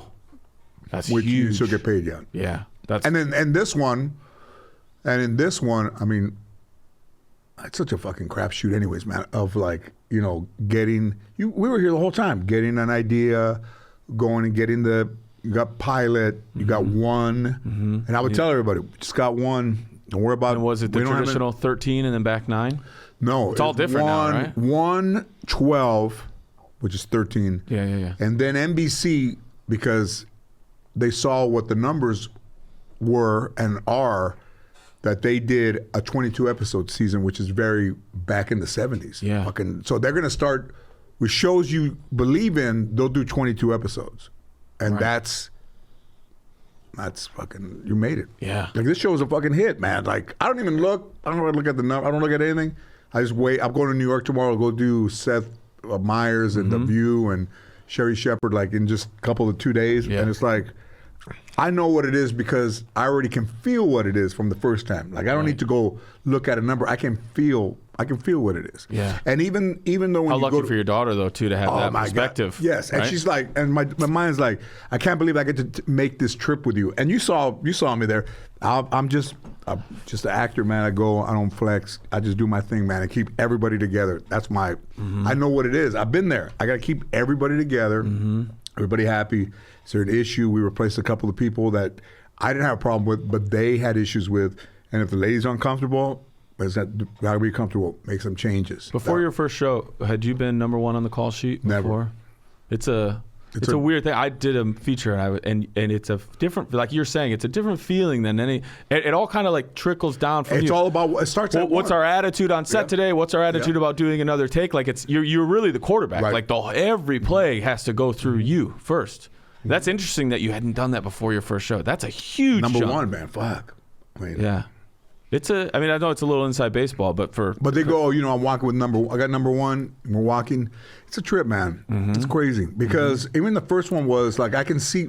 I was at the doctor today, and the thing you can see it in there that the boxing episode, Layla Ali, and I saw Layla Ali at Dancing with the Stars, and I told her, hey, come and do my show. She said, I'd love to. So we created that thing, and then when we were doing her father, and then she's in the gym. We did this gym, and I hadn't done all these voices, and then she's like, hey, kid, you're good. You got to keep your right up. And he's like, oh, thanks, but I don't take advice from women. And I said, hey, Max, this is Ali, her father's a homo. that's good. And she was like, in the rehearsal, she was like, Yeah. Wow. she goes, whoa. And I go, what? She goes, oh, my God. Did you wait? You did it in rehearsal? Yeah. Did you think about saving it for tape? We were close because she was only there that. Okay. Oh, okay. in the Okay. thing. Yeah. And the like the day and then and She lost it. she fucking lost it. That's great. And she goes, that's my father, like the father I know. But see, that's you setting the tone on set, keeping it loose. I never told her I'd do. I Right. never told her I did it. Yeah. That's great. He's like, I'll take it. It's just air.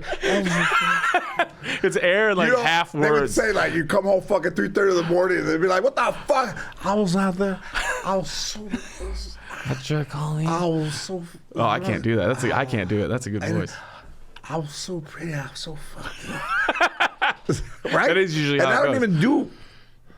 Thank God. I don't really fucking do. But I mean, if you could, I was doing. Oh man, this is great. I was doing I think I was doing the Sherry Shepherd pre-interview, and they said, did mine grow up being funny? I said, mine was funny on her own. She wasn't funny from me, just funny from, and she goes, I said, mine didn't see me do stand-up till she was 19. I was curious about. And we sold out the United Center in Chicago. Me, Sed, and DL, Eddie. Yeah. And fucking Mayan came in the dressing room with her friends, and she opens, I can still see opens the door. She goes, now I know why mommy didn't want me to see you. And I go, why? And she goes, because you can fly. Yeah.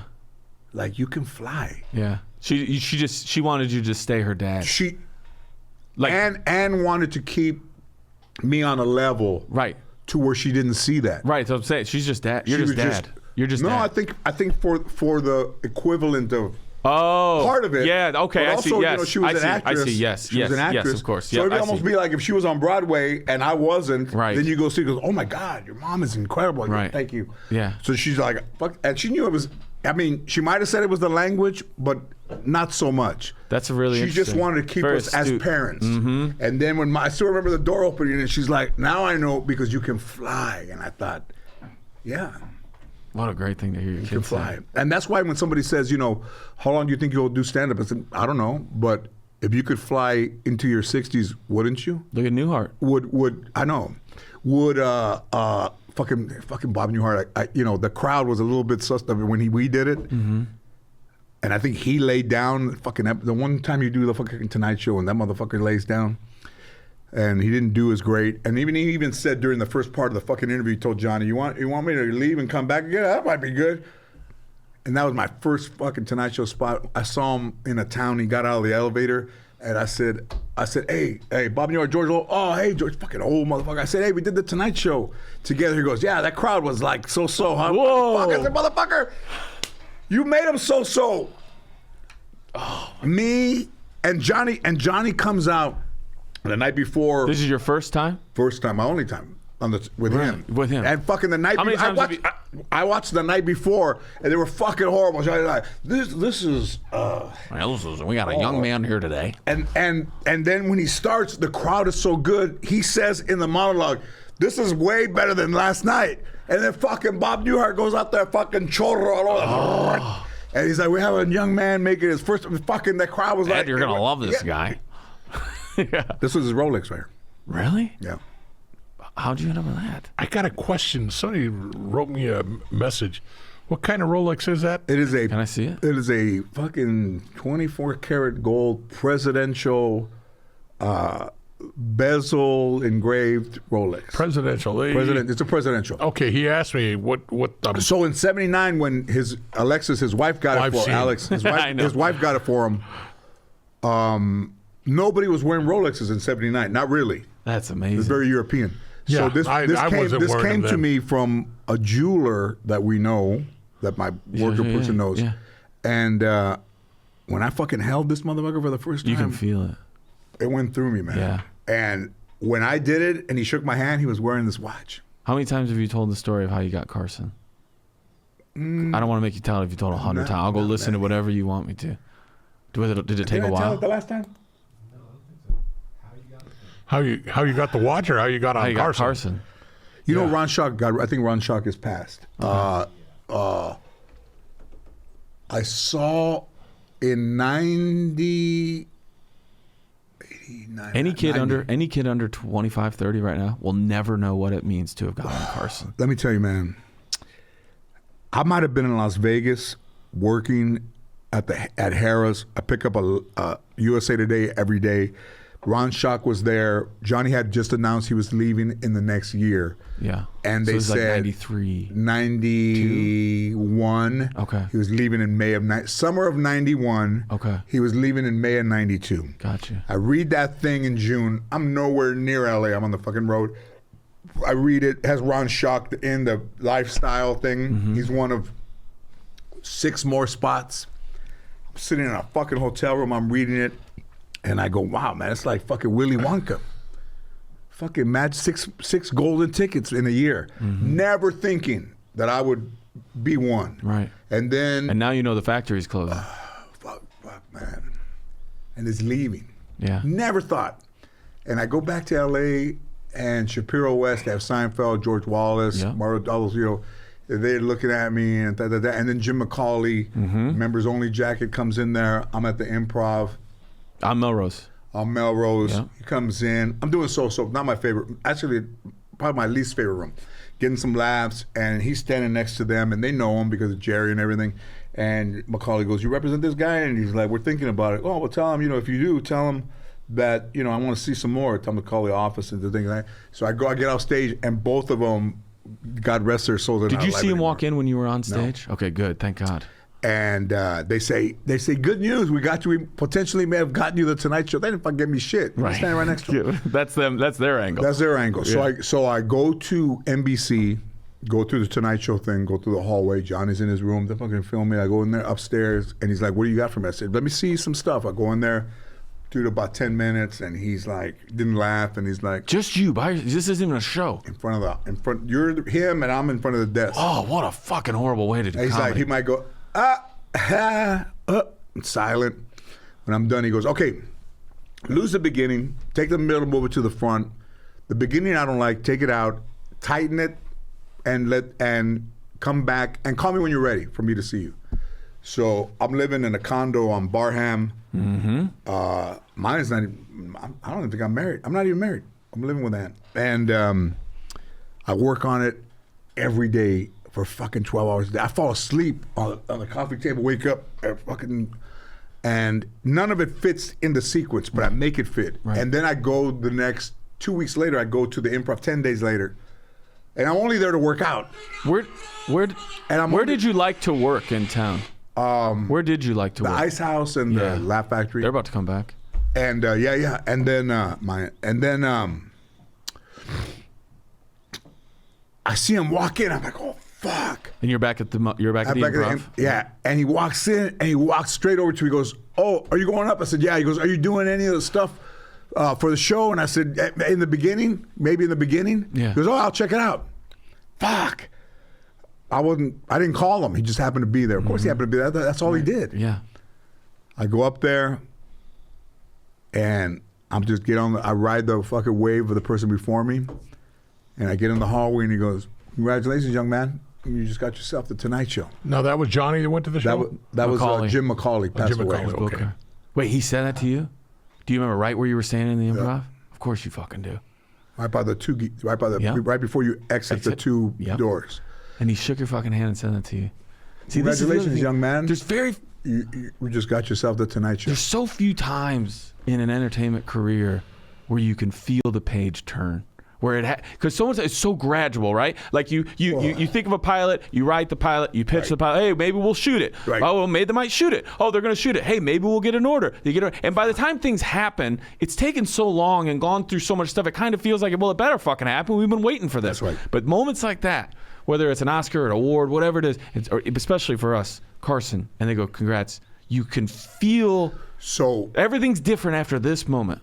So then, I'm booked in November of '91 on a Wednesday. They call Monday afternoon and they say Bill Cosby wants to do Wednesday, and Bill Cosby doesn't want we don't want two comedians on the show. He wants to do stand-up. Sure. This motherfucker, man. Mm-hmm. I just want to try to get some. I mean, the stories of him fucking people over never end. I bet.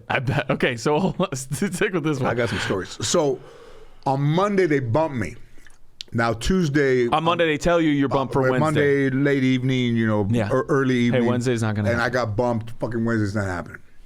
Fuck. And then everybody that I talked to is like, all the comedians are like, yo, man, I have a friend of mine that got bumped. That motherfucker never got called back again. Yeah. And you're like, yeah, I get it. I know. Fuck, man. I'm like, man, and I have no control over it. Right. And then they call Wednesday, so Monday, Tuesday, Wednesday, the day I was going to be on, Macaulay calls, he goes, next Wednesday. Okay. November 21st, 1991. And that was the fucking one. Fucking A. Oh my God, I love that shit. Fuck, This is my goosebumps. This is like catching a peeping Tom over here for us. I fucking did it, man. I did it. I watched it growing up. I watched it growing up. I watched all my favorites. Yeah. This watch from '79 to he wore this watch his last show. This watch hugged With Bette Midler and all that, and all of it. Wow. And the second fucking most beautiful, like you start to meet people you never like Whoopi, Robin Williams, Billy. Yeah. And then in 2005 they had like 6 hosts. I remember I've only been around 2002, 3, 4, 5. Okay. There's like 6, 7 hosts of the Emmys. Mm-hmm. Brad Garrett, Conan, me, Ray, Wanda Sykes, and I presented the first Emmy for reality TV. Mm-hmm. And it's fucking live, the Emmys, fucking look good, slim down thing. Fucking, and I'm fucking scared to death, man. And we're waiting to come back from commercials live. I look around the corner and fucking Robin Williams is sitting front and center in the middle with near the Sopranos and Will and Grace and fucking Everybody Loves Raymond and 6 feet under. And Robin Williams sees me and he goes like this. Fucking motherfucker went like this. He went. Because you're on the same team. And fucking, that's all I needed, man. Yeah. I didn't look to see Robin Williams. I looked to just see the people. Yeah. But you got Just that. to see, and that motherfucker saw it. Of course, he's a comedian. Right, that's what I'm saying. He's looking. He was already looking. Yeah. I went out there and he went like that, and he did that's fucking fucking thing, awesome. like fucking. And I was Go that get was him. that was Go it. get him. Yeah. He was very cool to me, man. He was Oh, that's fucking awesome. amazing, man. I met him once. He was amazing. That's the He was shit that's beautiful. like nobody sees that. Right. Well, really hard Sure. to talk about it, but Right. the best, man. Right. Oh, I love that shit. Well, I'm glad. What are you doing now? Like you have special and all that shit, right? I'm just working. I just ended my last tour at the end of last year, and then Rory Scovel and I, great comic, we have a podcast called Pen Pals where people send their letters in, and we read their letters. Some are advice, but some are just like, hey, how fucking we can't get fucking Aaron to figure out how to listen to fucking phone messages. They're giving us some fucking imaginary fucking. Oh number. my God! If you guys did an episode once a month where you let people, you read a letter or an email someone sent in, I get it. That's all you need right there. So that fucking jersey comes with some fucking stipulations. We should have you guys on Pen Pals, and then you can see how we do it. But we just get letters, people about anything in their life. What do you think of my new haircut? That's should fucking awesome, I man. break up with my boyfriend, whatever it is. That's called Pen Pals. It drops every week. And then the Sklar brothers and I have taken our show Dumb People Town right here to All Things Comedy. Aaron's running the show for us. Oh, hey, one of the best ever. double dipping motherfucker. Yeah, he is. And that drops every single Tuesday. And That's obviously, awesome. we'd love to have you guys on that show. Let's too. do it. Want to do it? Yeah. But other than I'd that, love to. Just We'll acting. be like the fucking captain. Flattered, Tennille honored. over Come here. on, dude. Oh, you talking about dumb people? You got a lifetime, I'm sure. Yeah. But Yeah. you know what? You know the thing with Gil is that like, did they ask you to retire, or how did you end up retiring? No, I ended up retiring on my own. I was 60 years old, and You know, man, it's like this motherfucker is more useful now. Yeah. You retire, and then all of a sudden, it's everything, and then it's not. Like when the show ends, it's fucking hard on the person that the show is about. Your career, like I love the first show, but when it ended, I'm the motherfucker that took because my name. Yeah, of course. All the other actors could go do fucking switch that birth or whatever the fuck they're doing, and I'm the name. Yeah. So I take the fucking heat, and it goes from. It just goes from color to fucking back to black and white. Yeah. Essentially. It changes quick. I was in that house right there talking to Peter Roth, and I'm like, he's fucking beating around the bush, and I'm like, it's like May 17th of 2007. I said, are we done? Because he was just fucking circles. Right. I said, hey, are we done? He goes, we're done. Yeah. And I said, all right. But you miss, And I hung up, and I said, what am I going to do now? Right. Fucking everything. See, that's why I'm worried. Don't you ever just want to work a case again? I was listening to the Tom Papa episode, one of the more recent ones you guys had, and you were talking about the Utah case, and we've said enough. Yeah. We don't do it on the road. But do you ever get the I'd love to work a case? yes. Cases come up. I wish I were. You ever part get of pulled it. in to consult or somebody to take a look People at this ask for us? me, I got to go back on the TDK time, Yeah. bind them. Or, Yeah. BTK. BTK. That's some fucking respect. BTK. BTK. Dennis Rader. All right. Fucking Dennis Rader. I went sends back there to consult on the Hey, case. he sends a fucking disc, and he goes, "Hey, is there any way that you guys can track where it came from?" No, not at all, sir. They fucking said they go down to some fucking the So church. BTK, I went down and I get called. But wanna see when you get there are new BTK's daughter out here? There are new investigators out there. Yeah. That are better than they're working, they're doing their job, they're good. I don't know. This time in life for me Okay. is probably the best time in life. That's great, too. Do you go? Let's talk about. Let's go back. Let's use a Rocky as an analogy. Do you go Drago, the trainings, all the machines, or do you go the guy that's carrying the fucking log on his back up the mountain? The fucking boots on the ground, lifting that wagon. on the ground versus the motherfucker that has all the electrodes. Bells and fucking, whistles. Police work is still very much like. Talk to the people, knock on the doors, walk the. When I got there, they said 3 S's. You want to be successful? Snitches, shoe leather, scotch. Really? That's what'll solve cases for you. Wow. I never did acquire the taste for scotch. Yeah. I thought it was Other stuff. PPPV. What is it? What is it? SSSV? What is it? Scotch, snitches, And shoe leather. shoe leather, and What do you say? verga, the V. Verga. Dick. Quick Carson story, really quick, just about being out of the game. I was listening to this guy who was talking about he came and did The Simpsons, after he retired. In 98, Carson did? 99, something like that. It was years after he'd been done. And he Oh my God. stepped into they had gotten done, right? They'd kind of gone over the script with the writers and everything. And after 10, 15 minutes, they kind of looked around. He wasn't leaving. And he just kind of and they thought, it's Carson. You're gonna get 10 minutes, and you're gonna get him out. And somebody finally, after he goes, was he missed it. He missed being in a room with other comedians and writers breaking down how a thing's gonna go, what the bit is here, what we're gonna do. And it was some of that, we're talking about. Listen. When you lose it, when it goes to black and white, and he got a chance for a day to kind of go back into the color a little bit, and he missed it. I'm going to tell you that Helen Kushnick and whatever the dude's name is, that floated that story that Johnny was retiring, that Jay Leno was part of. Jay Leno was part of this whole conspiracy to remove Johnny Carson before Johnny Carson was all NBC. was going to retire. So, respectful to whoever was affected by it. Conan, Letterman, Shanley, God rest his soul, me. Jay Leno is a fucking pariah as far as comedians are concerned because of Helen Kushnick and the fact that she said to him, "You'll eat the meat, but you don't want to know how the fucking cow is killed." Right. He was complicit in all of it. I've never worked burnt I met face him and all. briefly Hey, he's got another face that wasn't burnt, but not my favorite, Right, not yeah, Kimmel's yeah. favorite, Yeah, not yeah, Conan's yeah. favorite, not Howard Stern's favorite. Right. Like, I'm in a club of a select few that can all agree on one thing. We're not fans of that guy, and you know what? That's who that guy is, and that's why. Well, they said He they went at they- 10 o'clock and fucked everything. I mean, Oh, just that was wild. dude, That whole go thing was away. wild. I mean, You don't go away. Conan's been so great to me that I'm obviously but Conan's awesome, man. Yeah. And it's Jay Leno not being able to go away, which cost me my late night position, and Jay Leno's 10 o'clock. But if you get removed from the Tonight Show, and NBC as well, NBC should not have given him a 10 o'clock show. It's like, why eat before you eat? Right, Like, you're right. watching this dude. This dude should have just taken his hit and gone away. How would Jay Leno have liked it if Johnny Carson went at fucking 10 and he went at 11:30? Right. Same thing. Right. Yeah. Well, they said that one day they How's could that feel. one, Aaron? That's a pretty good one. Huh? They said that one day they run. could feel Carson just he just missed it. Hey man, you're just gonna missed it. fucking miss it. Yeah. And he was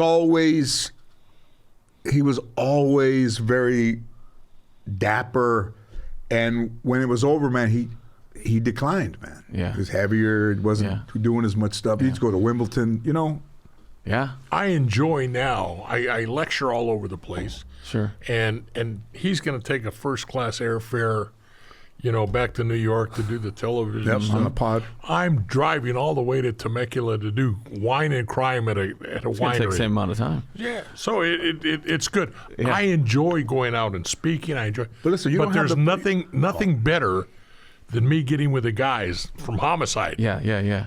Let's go out and have lunch. Let's go out and have a drink. Getting with a guy. That's back in the business. Yeah, that's what. This that's, other that's stuff the is locker fun. room. Yeah. That's sitting around the table. So chopping that it up. keeps me in the business, That's man. and we get talk cases. And Yeah. you know what? Oh man. What happened? Jay Leno's calling you. Thanks, Gil. Oh no.